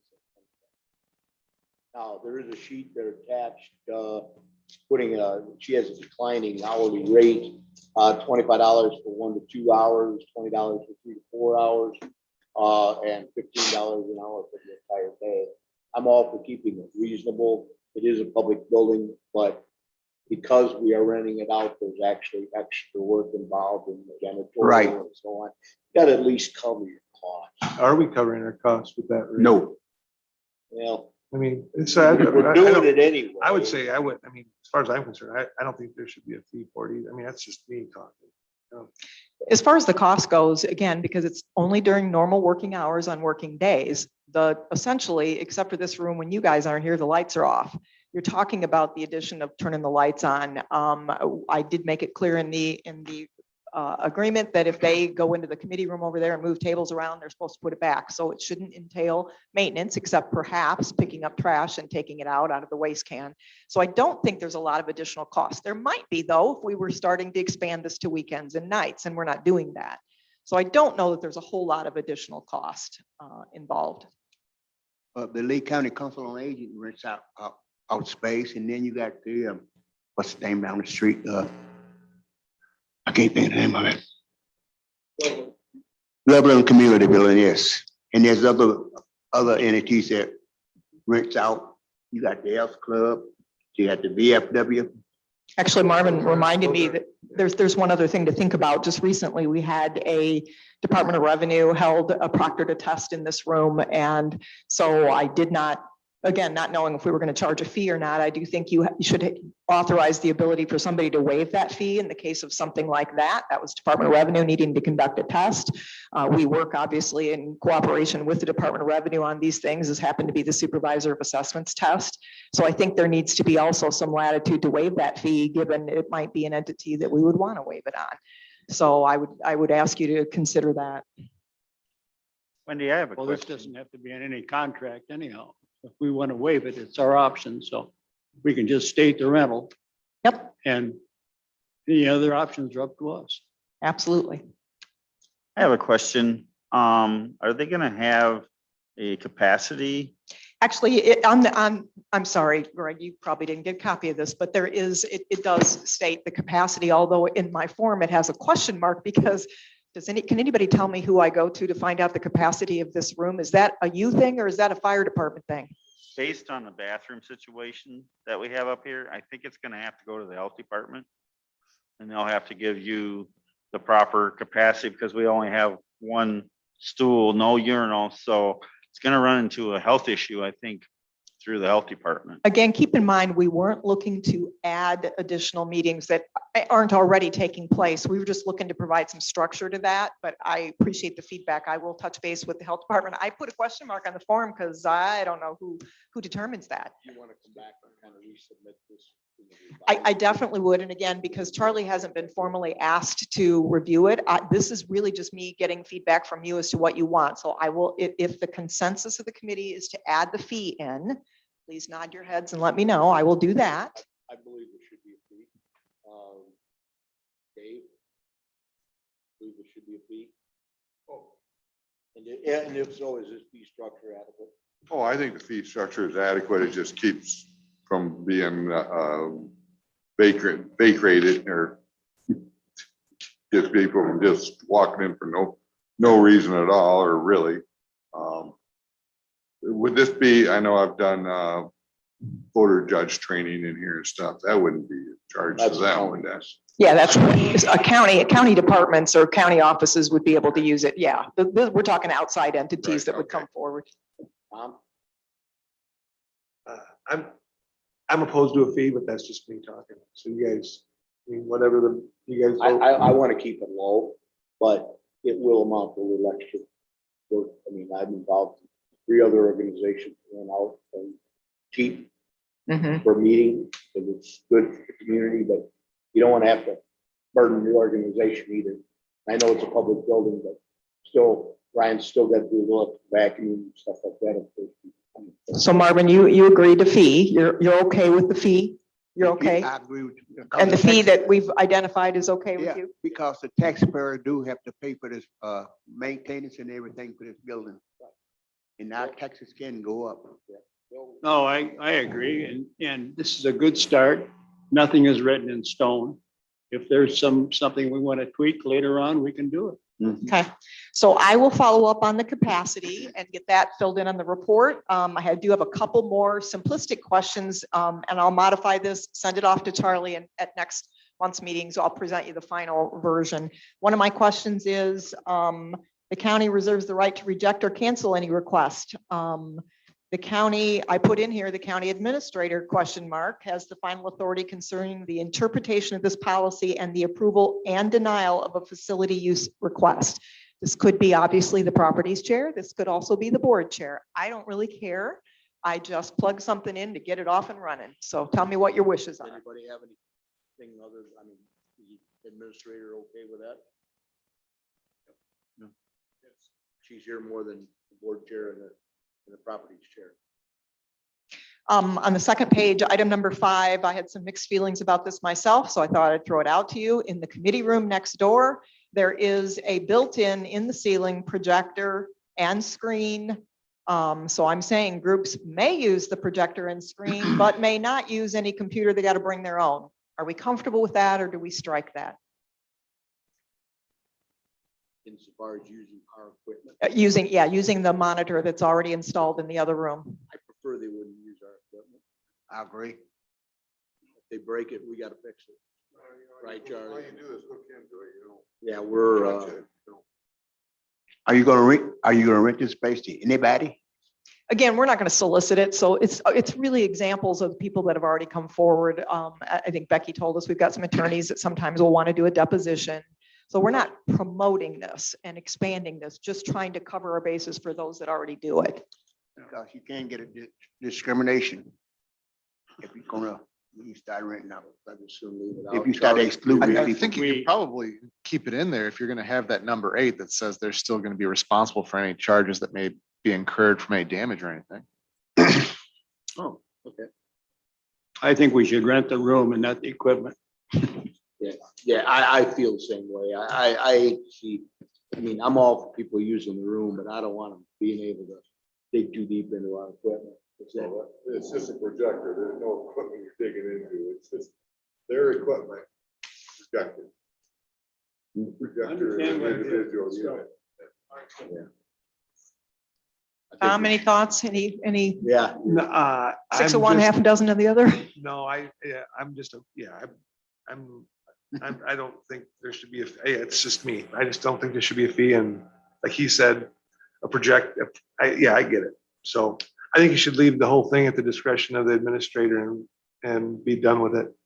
And if somebody wants to rent the place, she comes to us and says, hey, I got somebody who wants to rent it. What do you guys think? And send us the thing. And so we don't have this big, Like back and forth. well, who's gonna collect the money?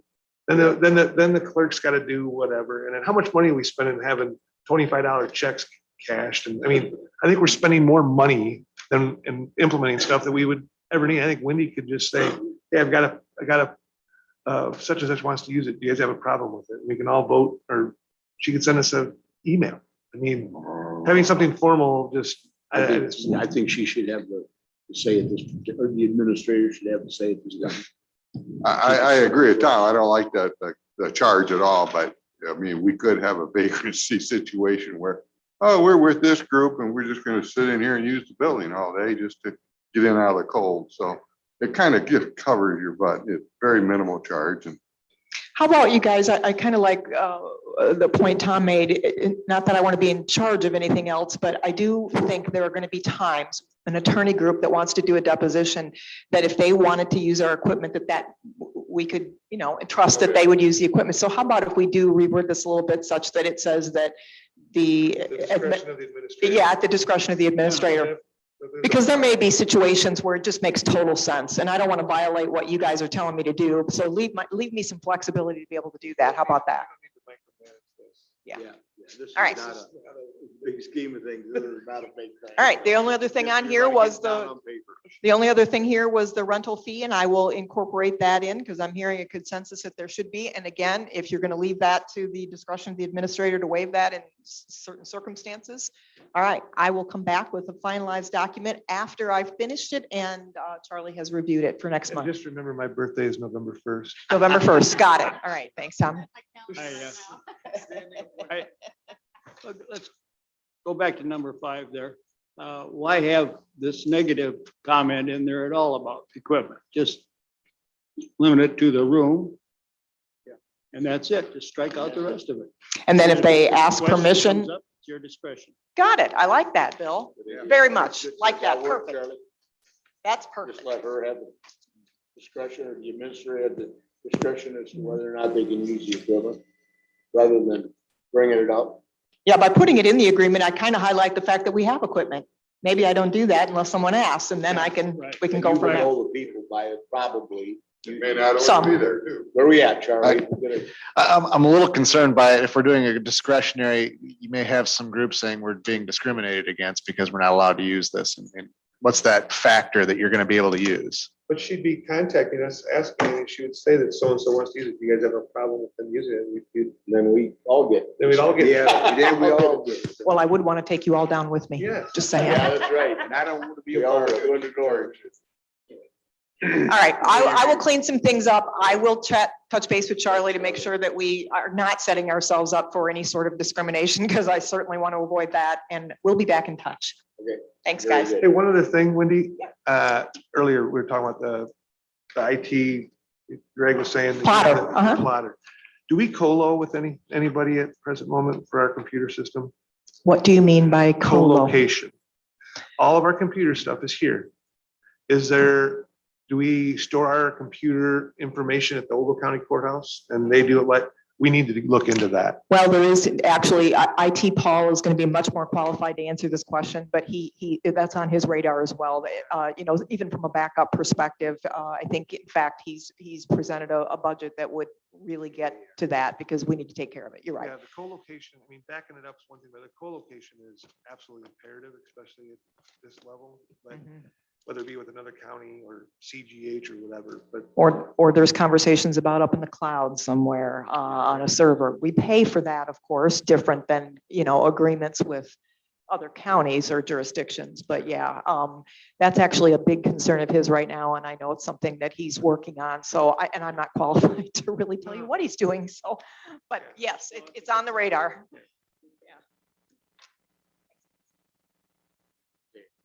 Proceeding on, we do have some other things too.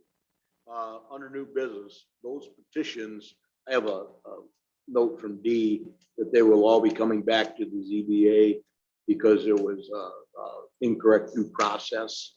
So they're all just non-issue right there. Okay, there's no petitions coming from the ZBA. Now, all of you have in front of you a copy of the capital plan. And it has been chopped somewhat. Greg originally had gotten together a price to go into the capital plan. Bear in mind that these capital expenses are close but not perfect. And so on this capital plan, Greg, can you elaborate? You have a copy in front of you? No, I give it to him. I'll give it back to him. no, that's fine. I already looked through it. I gotcha. Yeah, for the maintenance shop, it was dropped from 350,000 down to 100,000. Other than that, that's Where is that gonna be located at? where the right next to it's gonna be connected to the maintenance show building that we have now over there, that fenced in area that used to be where they put cars that were being held. That fenced in area would be taken out, and a 50 by 80 building is what the projection was to be put in there. Vehicles, snow plows, all of our equipment, because everything right now sits outside. There's no real storage. Just Kevin, No, we're, No. We're working on that, but Sheriff, we need a place to work on stuff, because last year we were outside in snowstorms working on snow plows and stuff, because our snow plows sit out all year round. And it's just hard on equipment, and then you're always repairing them, and it's not fun laying out in the snowbank working on a piece of equipment. capital budget is not done yet. So we do the good piece. I hope they reconsider. Rest of the stuff, we have courthouse boilers, Greg got a price on it. And then you'll see on that capital budget, new courthouse AC HVAC. Money there, but that's potentially coming out of the art program. We have the first meeting on Thursday afternoon for that, and no more at that point. Electrical upgrade, Greg, you want to elaborate on that? Yeah, everything in this building is so old. All the breaker panels are old dog Push-O-Matics, which haven't been around for several years. And all these, you can't even buy breakers for them anymore, and we're tripping breakers because we're overloading everything, because we have a lot more plug-in stuff. That shouldn't, it's just not electrically made for, the draw that we're drawing right now. So we need to upgrade that system. Also, we've got it in, for the old courts to have a generator system. And I have that in the capital budget also. Because, You had that in as is that $110,000 line item? yes, What are we doing with the generator? What's its expectations? it's to do the whole building. Run it business as usual when the power's out? And we won't need all the as much computer backup as we've got now. And IT's on board with this too, because we're in a process right now, me and Paul's working together, not only this building, but we're looking at IT's having a lot of trouble. They don't have enough outlets for their server room that's in the clerk's office. I was just looking at it yesterday. We've got 2 circuits in their server room, and it's on, and we did find out that it is on the generator system over there. But problem is that generator was put in before they put the new addition on. So then they put the new addition on, and then they tax the generator system that they have there. It's not big enough for the capacity that we actually need to expand to. So we're working on that right now. It probably won't make it on this budget. Paul's thinking that we might be able to get it through American Rescue Plan. So we're putting it together. How big is that generator that you're proposing? I can't tell you. I don't have that in front of me right now. It was 150 kW, I think, what it was. Yeah. And to be natural gas, we're planning on setting it right where the dumpster is, off of the concrete. We pour a new concrete pad because that concrete that's there now is hot. We got a basement underneath there, and when that thing starts up, it's all to make a lot of noise and vibrate through the whole building. So we're gonna go over into the grass area, make a square area there, and have concrete pad poured there. It'll be close for our natural gas to be hooked up. And actually, the only one access way we have to get downstairs into the basement is where that little salt bin or that wood thing is there. We keep our hoses and stuff, so they can run their power through there. I've already had Ingo give us a price on hooking all that up, and that's the 110 is for the generator and Ingo electrical, because you got to have a transfer switch. If you go to a smaller generator and only do partial building, you still got to have the 600 amp transfer switch either way. So we're trying to make it where everything will be able to be on generator backup. You won't have to designate separate panels, especially in this building. It is a bear getting from point A to point B because everything has to be exposed. So if we can do everything downstairs, get the remodel and all the panels updated up here, and then go downstairs and put a transfer switch in and transfer the whole building, it's going to be much easier and probably cheaper in the long run, because you're not running more conduit to get just back to the generator panel. I said there on the budget, really the only thing that we did. I presume in the budget, when you got the front, the goal, the generator, the upgrade of electric speed, and And we'll get multiple bids on that. These are just budget. absolutely. you get- Right, these are budget numbers. These are just figures that are put sure. into the. I had Greg get the approximate figures. Yep. I'm not gonna say it down to penny, but. No, that's exactly it. That's what we need to do. It's a gross amount. more than anything. So It is that's- a gross amount. Yeah. Yeah. It is a gross amount. But I basically, what I want, oh, you have something to say, Dave?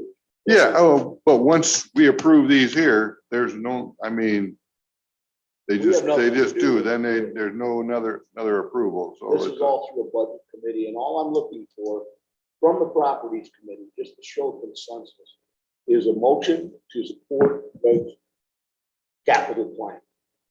Can you Charlie, is use that your a problem? microphone? John, use your microphone. Carries no teeth, sorry about that.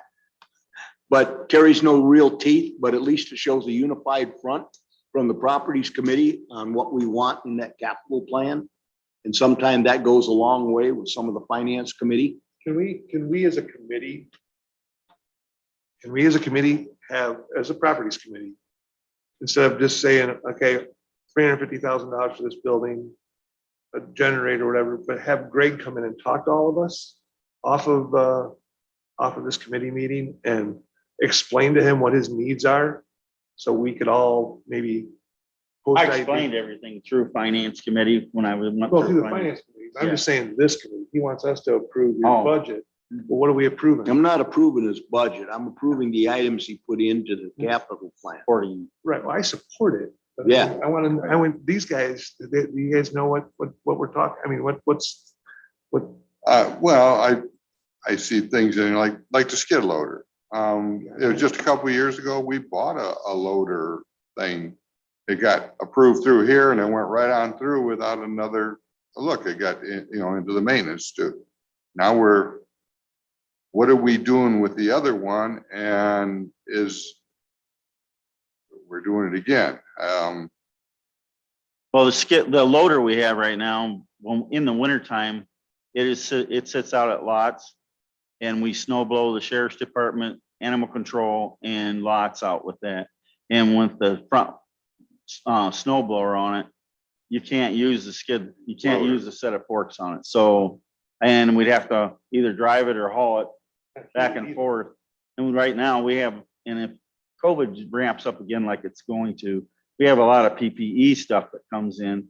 And guess who gets to unload a whole 3 or 4 pallets off a semi because we don't have a forklift, load it back on a pallet so we can put it on a pallet jack and carry it downstairs. And we could use it for snow removal. If we do get some big mountains of snow, we can at least move some snow and get it out of the way with the bucket on it. Two things I'll just throw out as a follow-up to Greg's finance committee meeting. The question did come up and was asked of Greg about the potential for leasing that particular, and I don't know if that's practical or not, but that's one of the questions the committee asked. So you all can, think about that. And the other thing was, I believe, Greg, you were asked during yours about the use of the sheriff's department building garages that are sitting down next to the jail. And you explained to the committee, the opportunities or the potential uses of that building in lieu of, and what it would need to get it up to where it needs to be in lieu of building the new building. So those were some of the questions that came up. Greg, I don't know that I've shared this with you, but to follow up during the sheriff's hearing, they did specifically ask him when he would have his stuff moved out of the old garage. And he said within the week, which, you never know how your week's going to go, but I would say it's certainly a more short-term opportunity than long-term. I'm not familiar with that building, so I can't tell you whether or not that helps Greg's needs, but I'm just throwing that out, Greg, because I don't know if that information got passed along to you. Well, the single, that has 5 bays in there, each bay is so narrow that when you get a vehicle in there, you barely have enough room to open the driver's door and get out. So it's not actually for a working area. So it's going to keep our vehicles out of the winter, but it's just a temporary situation as far as I'm concerned, because we can't really work on anything in there because we can't move around.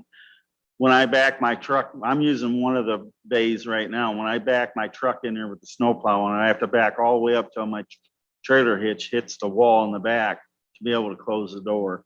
That's how tight a area it is. So it's not where we can pull something in and actually work on something in there. There's just not enough room. Kevin has a generator in the other stall. That's the only bay that is two stall with no Yeah. common wall. Well, yeah, there's not a Got common a hall. large generator in there. I mean, it's on wheels and so on. So it eliminates the ability to work on much in there. That's going. Yeah, eventually the EMA stuff, I'm gonna try to Or get the that out of sheriff's there. I don't know where the sheriff stands on his stuff, but it's going away. He's got a nice new big shed down there that is, I guess is full, but hopefully he'll be able to put it in there. It's just old evidence that, I think, Charlie, did you have some input that had to be done on that? Those 2 4-wheelers and those doors and stuff sheriff has stashed over there, that was formerly evidence of some sort. That's what he told me, that it had to be done. The state's attorney had to give the clear on that, some of that. That's news to me then. I don't know what's stored there. That's what I was told a couple weeks ago is the reason it was still sitting there and. I knew stuff was stored there, but I didn't know what it was or for what reason. And hopefully it'll be gone, so. Well, Okay. again, I don't know if it's practical to repurpose that building, the sheriff's anyway. I'm just throwing it out there because that seemed to be a direction the finance committee wanted to go. So if this committee has some other ideas or thoughts, then maybe you do want to. I think Mr. Kitchen made the comment though that that would be good storage, but it is a temporary fix. I mean, there's no maintenance needs a spot to get all their stuff in one bag, so to speak. And a big enough area where you can get around. It's like Greg and Rick McCullough were laying down in the snow fixing a plow last year. That's not good at all. I mean, I'm very pro getting all your stuff in one building and keeping it inside and not having it. So we're gonna fight for the building and as I say, this is still preliminary, but we're gonna fight for that building down the road and see what happens. But I didn't have any input. That's finance committee and other than just say, well, we want it to be there. They're gonna do what they're gonna do, at least until it comes down to the end where the budget gets put together. Well, and that building doesn't have to be in that area either. I mean, we have the old food pantry area that we can But- also build something there. Yeah, but in lieu of the whole conversation, and to his point, he needs a bit, he needs He needs a a building. building. But the problem is the county highway department down there is storing stuff in the back of a building that should be condemned. There's 2 trusses that are snapped off right now. Yeah. I don't understand how the building's not condemned. We have the food pantry in there.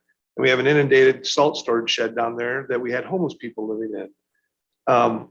That needs a lot of work. So we're trying to put together a plan of action Okay. for county buildings and what we're doing. And in Greg's defense, I mean, he needs a building. He does need a building. You need a building. But if we can build a building down there, twice the size or whatever for the highway department needs, we don't know that because we Right. haven't done enough legwork yet. Right, and, okay, that's the building where the food pantry is and the old jail are not in any budget or thought, and we do need to look at and make a plan and put them on a budget somehow, because, We're working on it. Right. okay. We're working on getting it done, yeah. I would like to help in that group, Okay, so I'd like to be more involved. So. I think it's gonna take a couple months, but we're trying to go through and we're gonna put a plan together of all the roof, what the roof ages are. No one can tell me No, but right, what get that tuck pointing needs to be done over the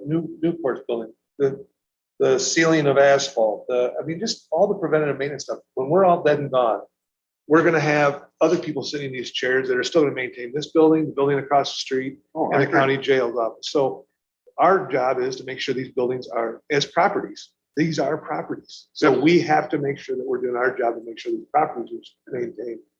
I don't think as a whole that the entire board understands how much money we're talking when we're talking about new air conditioning systems, new roofs, new ceiling of stuff, new buildings for Greg to make his life easier. I mean, the easier we make it for our department heads, the easier we get more stuff done more efficiently. So we're working towards putting together hopefully Well, soon. That's And we'll- what I think, that's what we need to do. Yeah. Yeah, there's no doubt, we need to do this.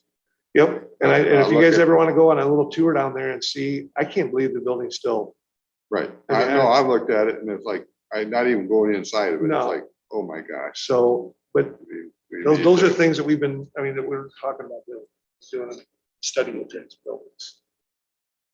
Let's proceed on here. Okay, So you make a motion to support the maintenance department capital budget. So at least it'll go into the record. Want to make that motion? Mr. Phelan? Okay, got a second? It's all informal, just showing support.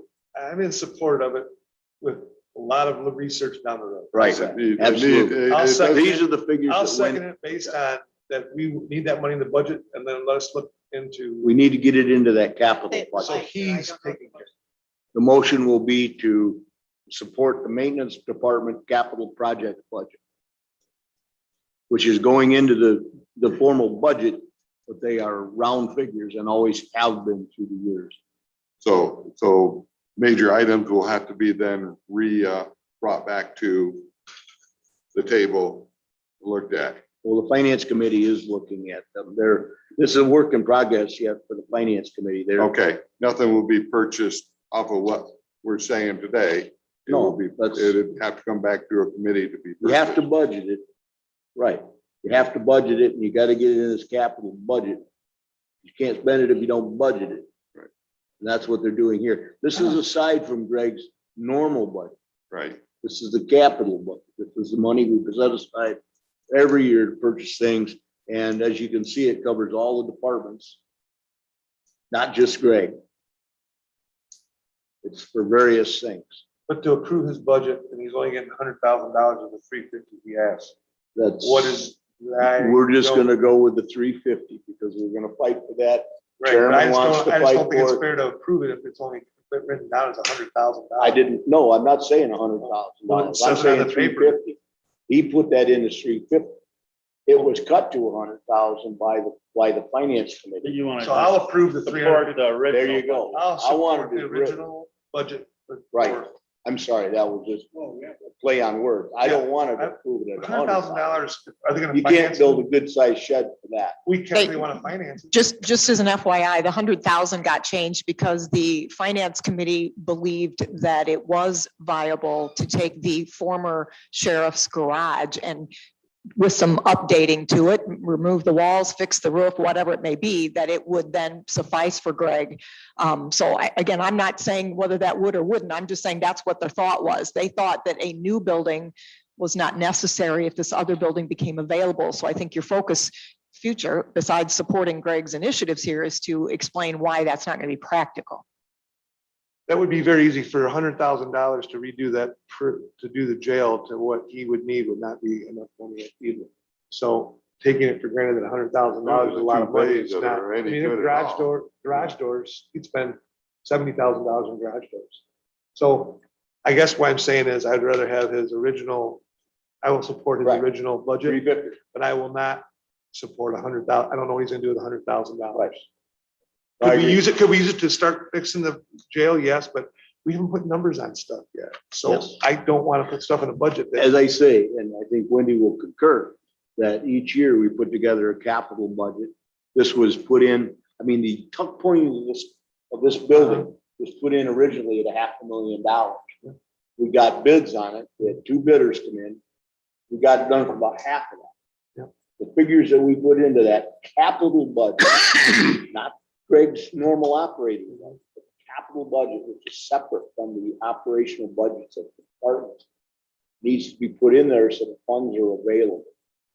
And if once we do the bidding, hopefully they come in less. As I say, we ended up getting, I believe the tuck pointing was $224,000, 214, 214,000. 214, And it was projected at 550. projected at 550. who projected that?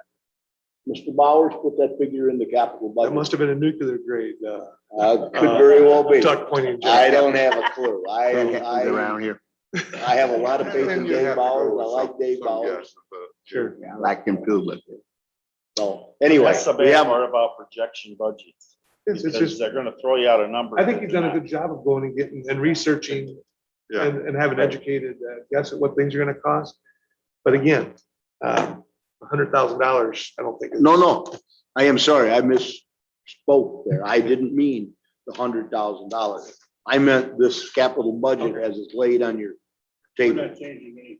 No, So the motion then would be to approve the originally original submitted capital, capital budget, the original, or motion to support. the original maintenance capital budget. Okay.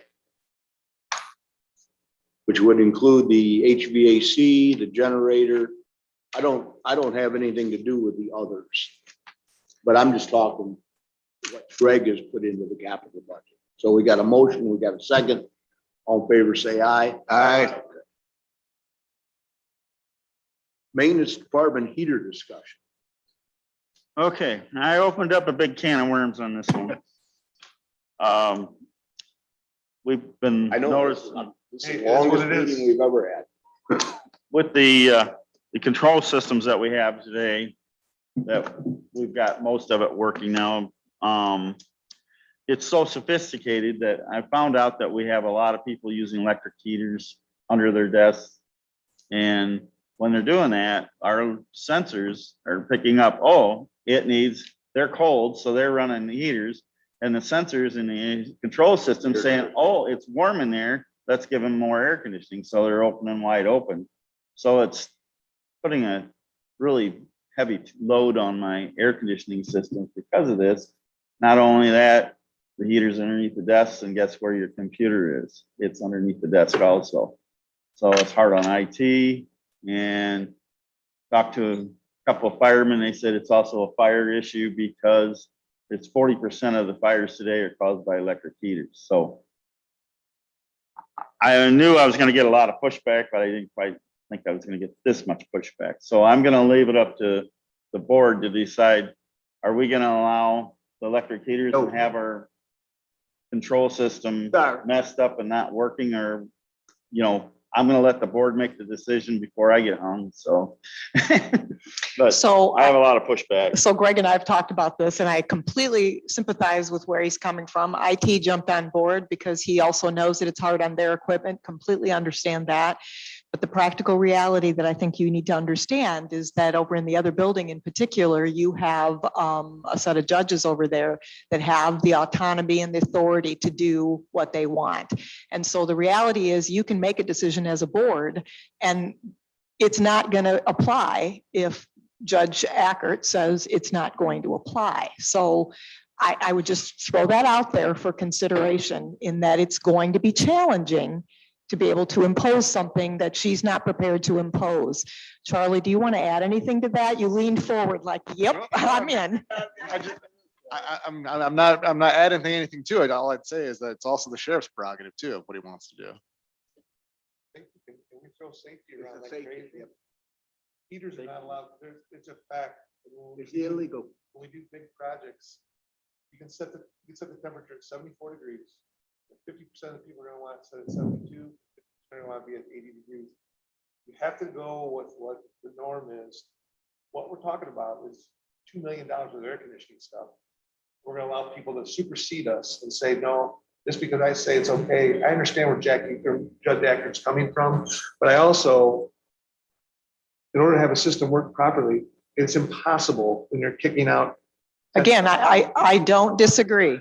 And I know, but so there's a fine line between what is the norm, and quite frankly, it's very dangerous. So what I shared with Greg is that perhaps we approach this not from a mandate, because frankly, even you don't have the right to mandate this. Now, mind you, you can mandate it in this building, but you're not going to be able to mandate it over there. So what I suggested that we do is we approach this more from a voluntary, please help Greg be able to manage the heating system and control system over there. And that maybe going at it from that direction might be more successful than mandating it, because as Greg said, the mandate got a real pushback.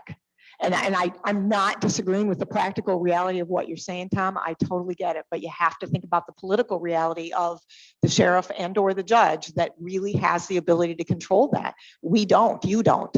I certainly don't. But in a public building, the state fire marshal certainly has the ability to do that. That's what my side. I'm going to refer you to Judge Ackert for that. It's not a problem. Yeah. I agree with Even a you. judge can't override safety and security, I'll agree but with you. is there any way we can, something safer that works? We had For just people. had the discussion where we get a standardized heater that's UL approved and all that. Still putting heat into the room, putting heat in the room. which is messing up the sensors, All no of matter that. what type of heating system you have with the controls that we have. It's very sophisticated and it senses all temperatures. So any heat source is that's not coming out of the controlled system is it will mess everything up. I mean, I've even, leave the heaters off, set your settings, and then they can go ahead and use the heaters. That's just, it's not probable at all. I mean, So, you're still in back this to square case- one when you turn the heaters back on. I I know it. I don't know. Put it on Judge your Ackert as shoulders well as instead of maybe mine. somebody So- else does, so. I know, Judge. I think that I know it maybe too. a set down, face to face is a place to start. It may not do anything, but at least it's a place to start. I mean, we're all putting our pants on one leg at a Right. time, so to speak, And I did, by the way, I have chatted with Judge Ackert about this. And the other thing you need to understand, and Greg can probably elaborate on this better than I can, but when the original building was built, the heating and air conditioning ductwork and controls are not necessarily logically laid out. So there are really cold or really hot pockets of that building. And so allowing people the opportunity to personally control, because one example, I think it was Greg that gave me this example, there's one thermostat control for 3 or 4 rooms. Right. And so you got little small rooms broke down, one control for all of them, and one area ends up really cold, much colder than the other area. So you still got that challenge as well. And in this building, that's certainly a problem as well, because it's an old building and it just doesn't efficiently circulate the air. So while I don't disagree with anything you all have said, I think you have to consider other things, but most importantly, the political conversation about who has the authority to determine this. Bought a car that had individual control. Yeah, I got one of them too. I hate it. And then back to the original question, how do we want to handle this? I mean, do we want to just go with Greg, talk to Judge Ackert? I think we. Keep support in that. mind, though, the new control system that it's gonna be on the next question that I'm coming up with. The new control system and everything that we're running through ARP, actually, this control system isn't go through ARP, because it's sort of an emergency type of situation, but everything that we're proposing for the ARP fund is a lot of updated system for what she just said, but for the VAVs, the old section of the new courthouse is, it's either heat or cool. There's no in between. So right now we're running the heat and the cool, and it's just killing my condensers because it's gonna start slugging them back, and then we're gonna start just to try to keep everybody happy and keep the heaters from And working. this is the reason that you'll see in that capital budget, The new, HVAC. the HVAC that we're proposing we'll have each individual thermostat for those rooms they're talking about and every office room in the new It courts will, it will building. make it 100%. Speaking of doing huge systems like this, it's gonna make it really efficient. Mhm. But You're you're gonna be still gonna surprised have How much people different it's gonna be. saying, I want it colder or I want it warmer. And that's just a fact, but it's just, you gotta go with, they do what, but what he's saying, when the new system goes in, it'll be state of the art. And yes, Wendy, the old system is inundated. And yeah, I'm sure there's cold pockets, but it's still not helping make the old system run Let's well. work the honey route first. Okay?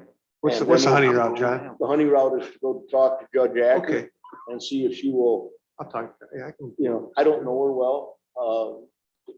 But through the years, she's always been one that I could go talk to her and explain to her. And I know going in, it's like to deal with the bottled water. Charlie remembers that. She hands me the legislation and says, here it is. And I just basically said, thank you, Judge, and walked out because I knew I'd been beat. And that's just the way it is, but we at least talk to her. And then we can come back and say, well, we need to step back and either do something different or. In the communication that Jackie sent out, Judge Ackert, I'm sorry, no disrespect intended, but in the communication that she sent out, she did agree to cooperate with Greg, especially in terms of trying to get the control system. So she's, I don't want to give you the idea that she's not being flexible. She's No. willing to do that, but she also said, please don't be mandating things to my staff that, I'm going to, if I have a staff member that's freezing cold, I'm not going to have you or maintenance staff coming in and confiscating what essentially is a personal piece of equipment. And so she wanted to be very clear. So I think she's certainly willing to have a conversation and be cooperative about this, with certain realities being understood.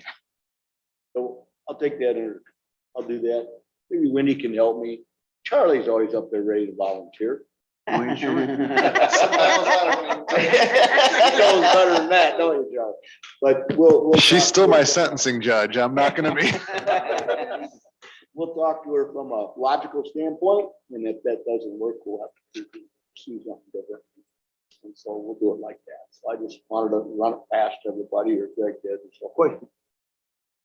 Wouldn't it be a possibility if, when you're using these electric heaters and it's against the law to use them in the, if you get a fire, your insurance that will not pay? Yeah, I don't know. I don't know. There's a lot of insurance companies that have, they're all different rules, so it depends what insurance company you're with too, so. Well, let's go, we'll chit chat with Judge Acker. Unfortunately, one of the things that we wanted to discuss, and it's gonna take a little more time, and I apologize for the length of this. Wow. But I think we need to do some things first and come back next month on it. Is the old LEC has 6,000 square feet on each floor. It's solid concrete building. Thought pattern is to repurpose the lower level and to make a parking garage out of the upper level.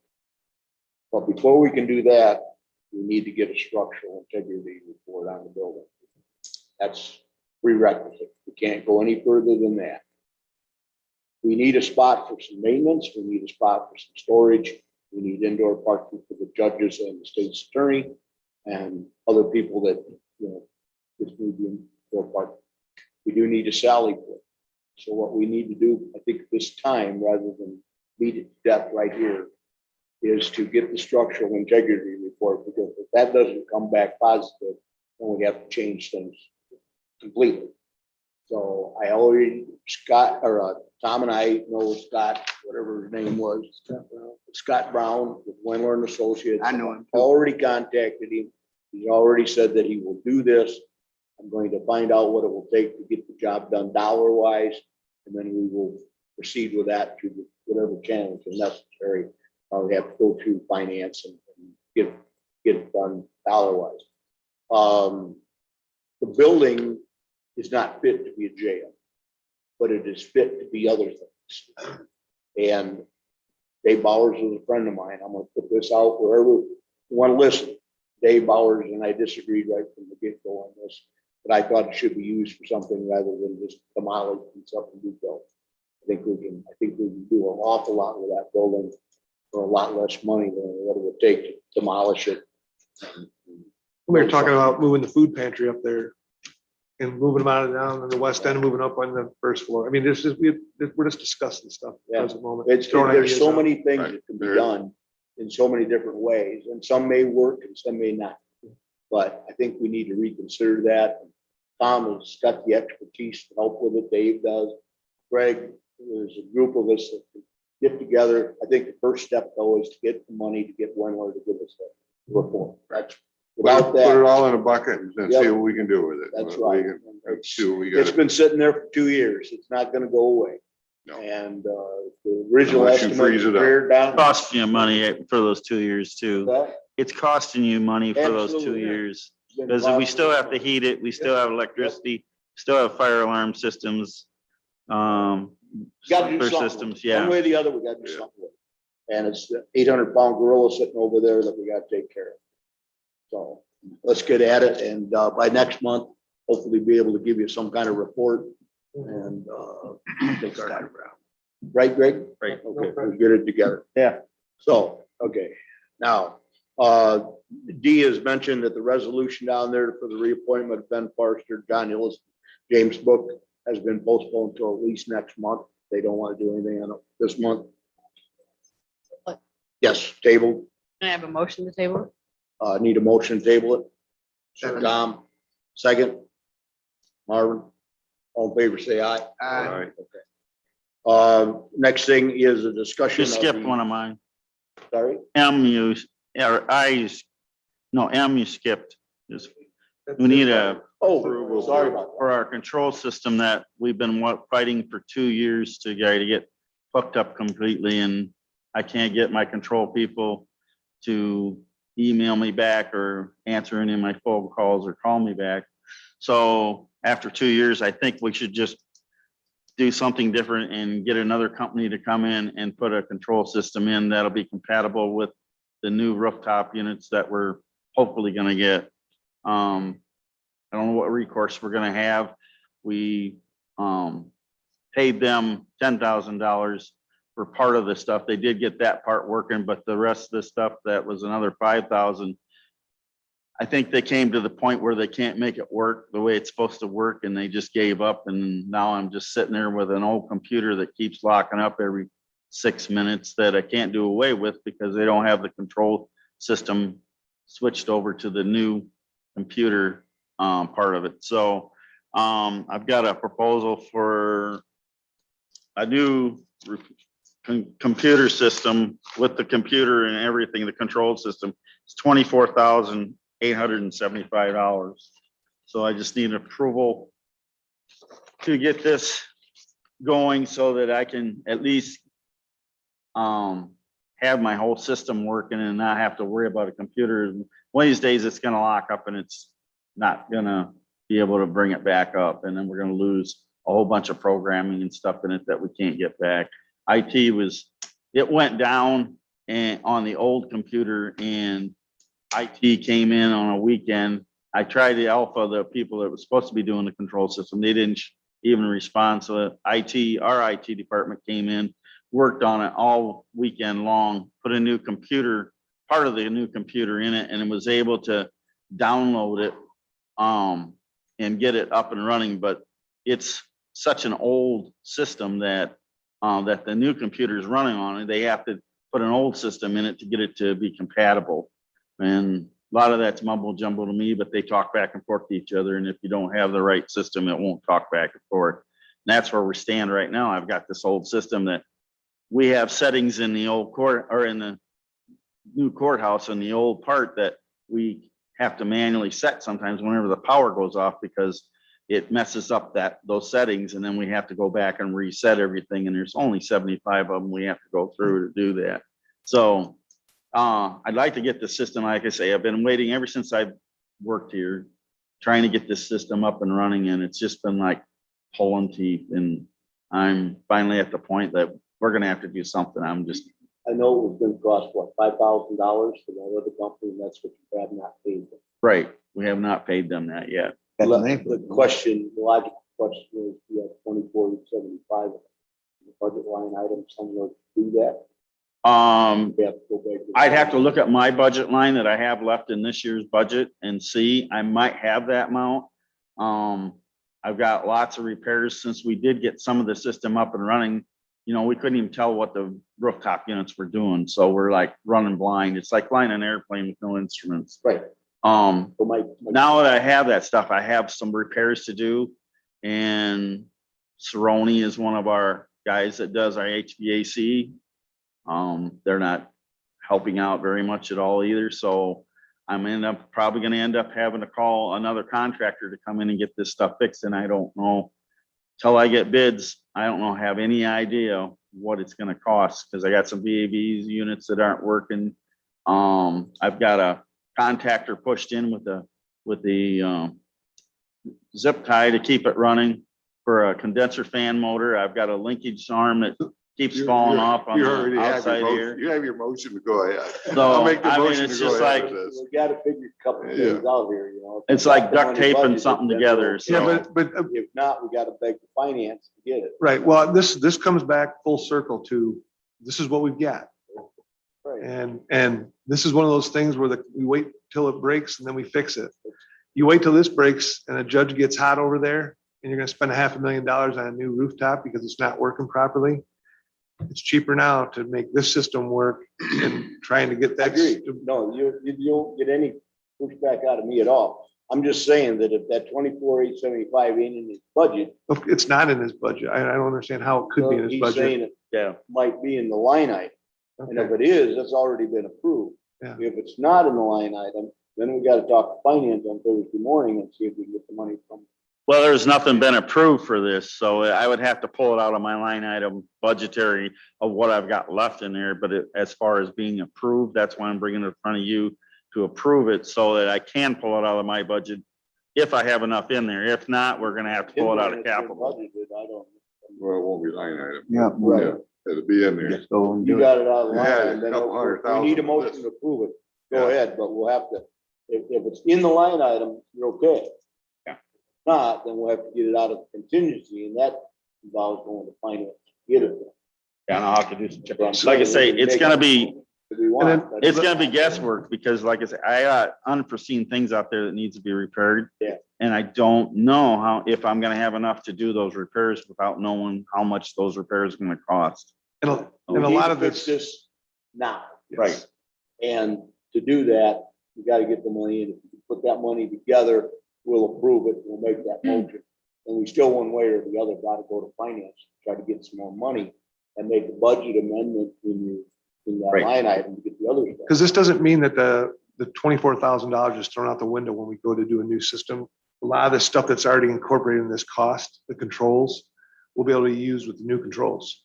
Now, at what percentage, we never got that back, but at what percentage that is, I don't know, but it's a pretty high percentage of being able to reuse a lot of this stuff. So it's not like we're throwing money away, but we need to get Greg said. You'll never get an argument out of me, 'cause I know exactly what he's fighting. Yep. And I'm just saying that you got a process. Sure, that sure. You gotta do. If you don't do it right, then you get some else. Right. So, okay, but let's make a motion. How'd you come up with the 24,875? I had a contractor, figure it for me. I had two contractors figure it for me. I'm putting this contractor's proposal out because he had it all engineered. The other contractor didn't. Another second thing where my decision of going with this price instead of the other price is that these people, when they put the system in, it's not a designated system like Johnson Controls or Alpha Controls or any of them. Once they put the system in, nobody else can work on it because they are the only ones that have their program and license to mess with it. This one that they put it in, it's Johnson Controls, but they're the ones that take care of it, and anybody that's licensed with that type of system can work on it. This is the So you're one we not discussed. actually bared down. I'm not gonna go into a situation like I am right now with Alpha Controls. I can't call somebody in to work on their system. I have to rely on them. So I'm getting away from that whole mess. You're able to work. Yes, That's what we already discussed. But I want you to be able to do it. I don't want you to. right. Well, we won't be able to like work on it because it takes an IT person that's trained for that system. So we can adjust, they have Right now. I think he's got I think he had 4-day training thing on it. So once they get the system in, we have to get trained on how to use it. So that, And so the company that was doing this does not own the Right. software. It's anybody can come in and use this software and we can use it. Whereas a lot of these companies come in and they have the software, and if you don't go to them, you can't get into their system because they control the software. So he's going to an open software where somebody else can maintain it and he can get on a computer and do his thing as well. Well, let's make the motion. I did, I will. Wait a minute. Whatever. Wait. Second. You want- I need a specific motion Okay, the motion would be, in your microphone. But- In your microphone. you're asking an awful lot. Hey, I go home and contemplate suicide every time I gotta do these. I'm just kidding. Okay, the motion will be for the approval of the replacement of the new course building HVAC control system. And it comes to 24,875. So we got Dave making the first and Tom making the second, and all in favor say aye. Aye. And the only thing we'll have to do is I'll run that past Arlen on Thursday morning, and we'll make sure and I'll double check my budget, but like I say, it's gonna be Then guesswork. Because I then don't we'll have to know. beg and plead to finance if we don't have it. So, So are you approving the payment or is it being sent to finance? but we're gonna send it to finance. Okay, because it's not on the agenda. Is it on? the Yeah, agenda? it's right there. No, I mean the agenda for finance. Uh, I'll have to go look. Mountain. But the action is, it's under M. No, I'm talking Is about. it on finance's agenda? Oh, it's not on finance agenda. I wish you could tell me. So- it's got 25 grand sitting there, but it was simple time to buy, but yeah. So I think that just based on what I'm hearing, this needs to happen. A typical philosophy for finance committee, and I don't want to put words in their mouth, but what I've seen in the past is that what they will do for budget amendments is they'll get to the end of the year. So Greg says he's got these unforeseen things that he doesn't know yet what it's going to cost. He isn't clear whether he's going to have money in his budget. So let's fast forward and get him to October, November, and guess what? He has money in his budget. Everything's great. If he doesn't have money in his budget, that's when he can go before finance and ask for a budget amendment. And using as an explanation, he can say, this came up, I expended money on this topic with the approval of this committee. So I'm not 100% sure you need it on finance. If this committee approves it within his budget for right now, he's not outside the scope of his budget at this moment, at least as far as he believes, Right. right? Right. So that's just a suggestion as well. That was verbiage that I was trying to come up with. I think the finance committee is trying to encourage departments in general to wait towards the end of the I know year. you got to. Yeah. Can't. I think the finance committee in general is trying to encourage departments to wait to the end of the year and see if your bottom line is over or if a line item is over, and then decide if you need that budget amendment. When we make them early in the year, at times we didn't necessarily need to do that budget amendment. So that's just a philosophy they're kind of picking up on. So if Greg is comfortable that he's got at least the money for this project in his budget for right now, Yeah, I I think. have that amount, but I just don't know about down the road. Then I don't think we need to run it to finance. To make the motion, He's got go it to in his finance. budget. If he's got it in his budget, we'll just put it on paper that he is doing it. and Dave made it first. You got it, Becky? I know you. I got that. And he may. And he may, but then he gets on finance's agenda. Dave, Tom, yes, we need to get this up and going. All in favor, say aye. Aye.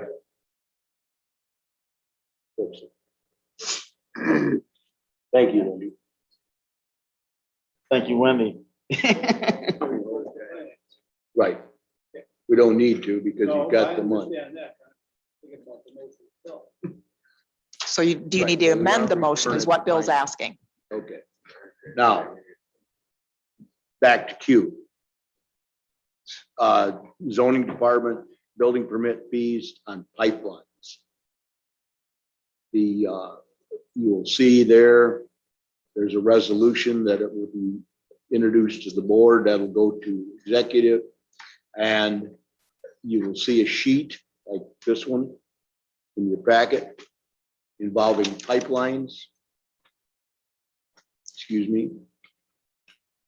And what it amounts to is pipeline diameter in inches times 50 cents per foot. That's what you will be adding to that. Is that something that other counties do? If this is what if this, all the pipeline works in the right of way? What's that? What if the pipelines are in the right of way? Is this for private, commercial? What's it for? Because I mean, so all this underground that they're doing around the county, are they gonna have to permit for that stuff? Or, I mean, Feedback. no, but Yeah, I think she's in her office. Right. yeah, Give me a minute. I'll get her, John. I can talk to her after the meeting. No, we need to do this. Okay, yeah. Because it's gotta come out and it's gotta go to county board because there's a resolution goes along with it. John, it's on here as discussion only. So do you want to? I'm No. sorry, what? But it is coming to executive as a resolution, so if you Oh, want. okay.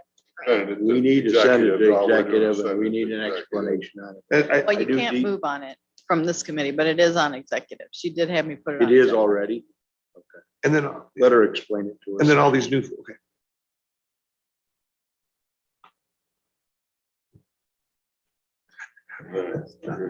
Sorry, Yeah, it's I late, saw it. guys. I already really read it, am. but it's just, I'm sorry. I got questions. Permit You got questions, hey? Your fault that we're quarter. You know what? I'm sorry, guys. No. Normally, I think properties holds the record for the shortest meeting. This has got to be one of the longest ones you ever had too. Well, But you got to cover the bill. I've gone through this before. Yeah, I understand. I mean, That's good question to ask.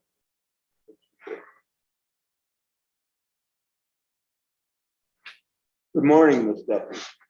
We would like you to take off your masks to start out with. You'll Sit comfortable with over it. there. And grab a microphone. Stand over there and you can get back to the podium if you want to. But in All our these discussion, instructions. Mr. Wilson has some questions. on the pipelines that we're referring to. So Dee, explain, so I know you on your email, you explained, does other counties do they have a pipeline line item for doing underground? Because like all the stuff that they're pushing underground, is that gonna, if it's in the right of way, is that something that they're gonna permit through the county? Are all these people that are doing borings, all the underground borings are doing miles and miles and miles, is that in this as well? Very, very basic. We're just hearing this pipeline is coming in at the time. So we don't have any more on that, any more information on the company that's coming in, And where are they coming from? Is it coming from the landfill? landfill. It's private. No, excuse me, yes, it is a private company. And it's for private industry. So that's what I'm just asking. I just didn't know. I believe so. So, okay. And do you know, private industry over private land? Do you know that? As opposed to the right of way? I've heard they're going out and getting waivers from, From property owners. And then, okay, that's fine. Methane coming from the landfill. Also, not to the plant.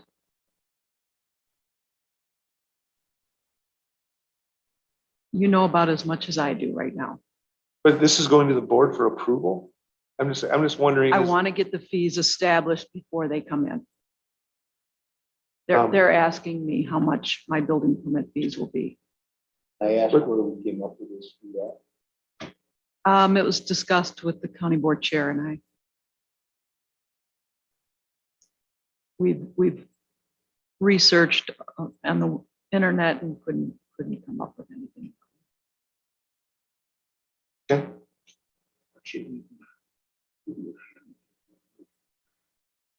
Okay. Yeah, I am. Did someone say there is a resolution that's been written on this? Does that give us any more? The resolution's just for the fees. But I wondered if it defined, I think where Tom's question was going is, that, again, is it the borings that are happening on public right of way, or is this a private land, private pipeline? And that's what I believe it to be. I just didn't know if I could say that with And clarity. Like when they're doing the borings and they're pushing pipe as opposed to pulling stuff, they're doing gas lines, they're doing water lines. Is all that's phone, well, the phone, yeah, phones would still be in a cable, fibers. Is that in this, or are we just doing an exception because we hear they're gonna want a permit and we're gonna charge them just Gotcha. because we want to charge them a permit? Is there inspections on this? Is No. it a dug in pipeline? Is it a push pipe? I just would like some clarification as far as, So would I. right. So I just don't understand how we could send this to the board and say, let's approve this, and we really don't know what we're approving. Okay. That's in my mind. I think we're approving a fee more than the pipeline itself. But a fee to what? A fee to these guys pushing pipe, or a fee to a private entity, a fee to a institute? I mean, what are we approving?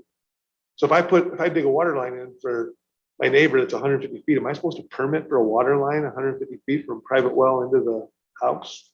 I mean, is that part of the piping that would be considered?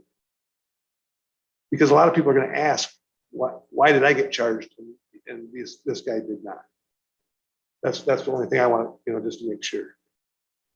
So I we need- understand what you're saying, that you have no way of gauging it, but I think by having no way of For gauging it. clarification. No, that's a tough one, I agree. really tough. But again, I mean, there's borings done every day of the week. I don't know what I have no idea what the fee would be. So Would you be willing to sit in with me? I with would the love company? to, but I would love to, yeah, because I mean, I can make some phone calls I can call a lot of piping companies that we do deal with and see what they encounter with piping permits for what they're doing. Methane hauling is a gas. I don't know if there's if it's a special pipe, is it welded, all that kind of stuff. So we'd have to educate ourselves into what. But I can make some phone calls for you for sure. Perfect. Absolutely. So we'll table this. Yeah. For more research. I appreciate it. I need a motion to do that. I second it. Second, I'll call some all in favor, say people. aye. second. Aye.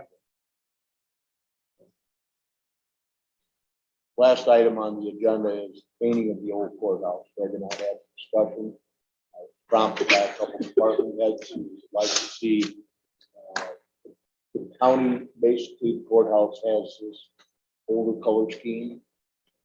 Nothing else, brighten it up with a fresh coat of paint. And we run it past the committee. Something that we can do on our own in-house. Get something that's suitable.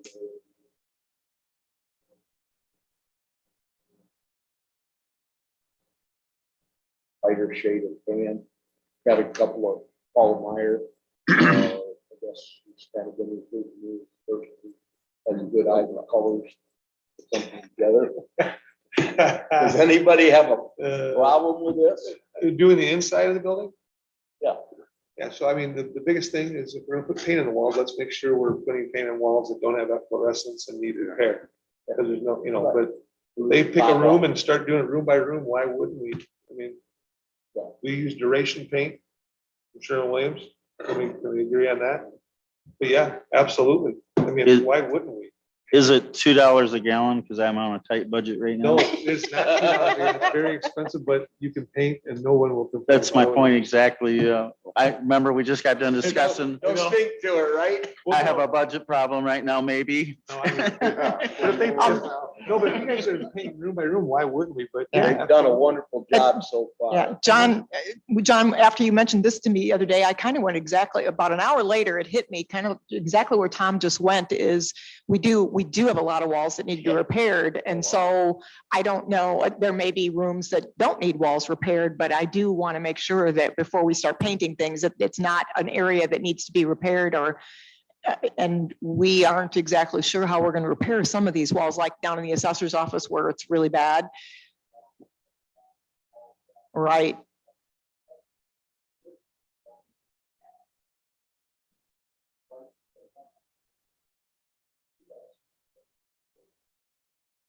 and the repairs are, it's all plaster. The repairs are pretty simple, but some of the efflorescence in the building is pretty major. The corner of the building down to the first floor, there's a panel missing on the outside. And it's been leaking water in there for years. That probably is going to have to be taken apart and replastered. Some of the repairs, I'm sure, they're not that. Almost all of it. The problem is that I got a guy. Yeah. Of course, if you have to seal it up. And they can't really give you a firm. No, it's all right. But a lot of the efflorescence can be done, I mean, pretty simple, but I would do it on a room to room basis and say, sure, let's start painting and brightening places up.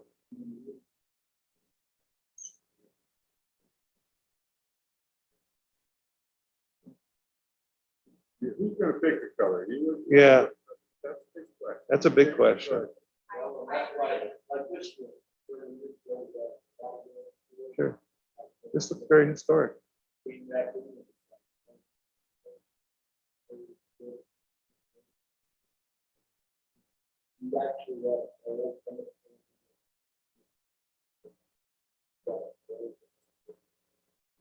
Sure, sure.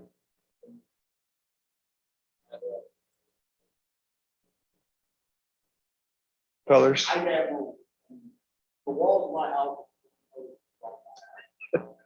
We've got some good painters in Lee. We've got some good painters in Lee County too. So. Absolutely. And there is a huge thing there.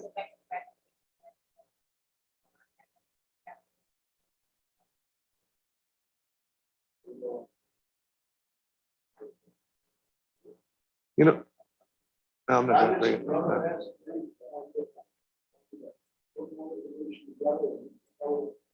Yeah, one of the things for Greg is putting layers between him and Paula and him and Wendy. And one of the layers would be, if they want something done, we should have a work order sheet that's on the computer that they put it and they send it to him. Then he puts a dollar amount on it, how much it's gonna be. And then he comes to us and says, hey, do you mind, what do you think about painting Paula's room? They have a work request, because he's always the bad guy. If he has a layer of between it and we're the people that are approving or not approving it, then it's not on him.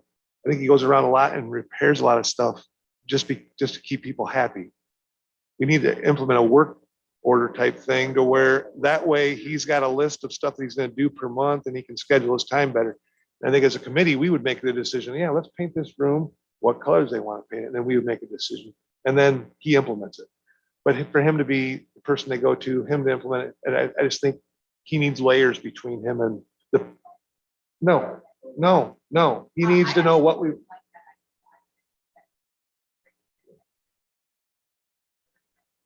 No, I'm not saying that. I'm just saying everybody wants stuff done, but this way it just puts a layer between him and the person that wants it. Well, a lot of people think they have it. They got an extra 25 grand in there. Yeah. Okay, I gotta make sure I have enough money in that budget. because I have to make it last all year. Sure.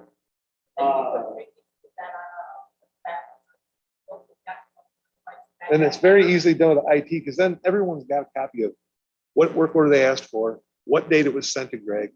Greg can bring it back to the committee. He can say it's gonna cost $750 to paint this room, and then we can make a decision. We don't want to spend seven, or we do want to spend it. And then let him do it. Happy to help you with some sort Okay. of like a work order type of thing, so.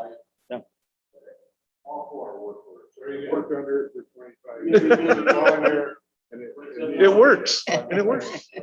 She's here before I get here. Yep.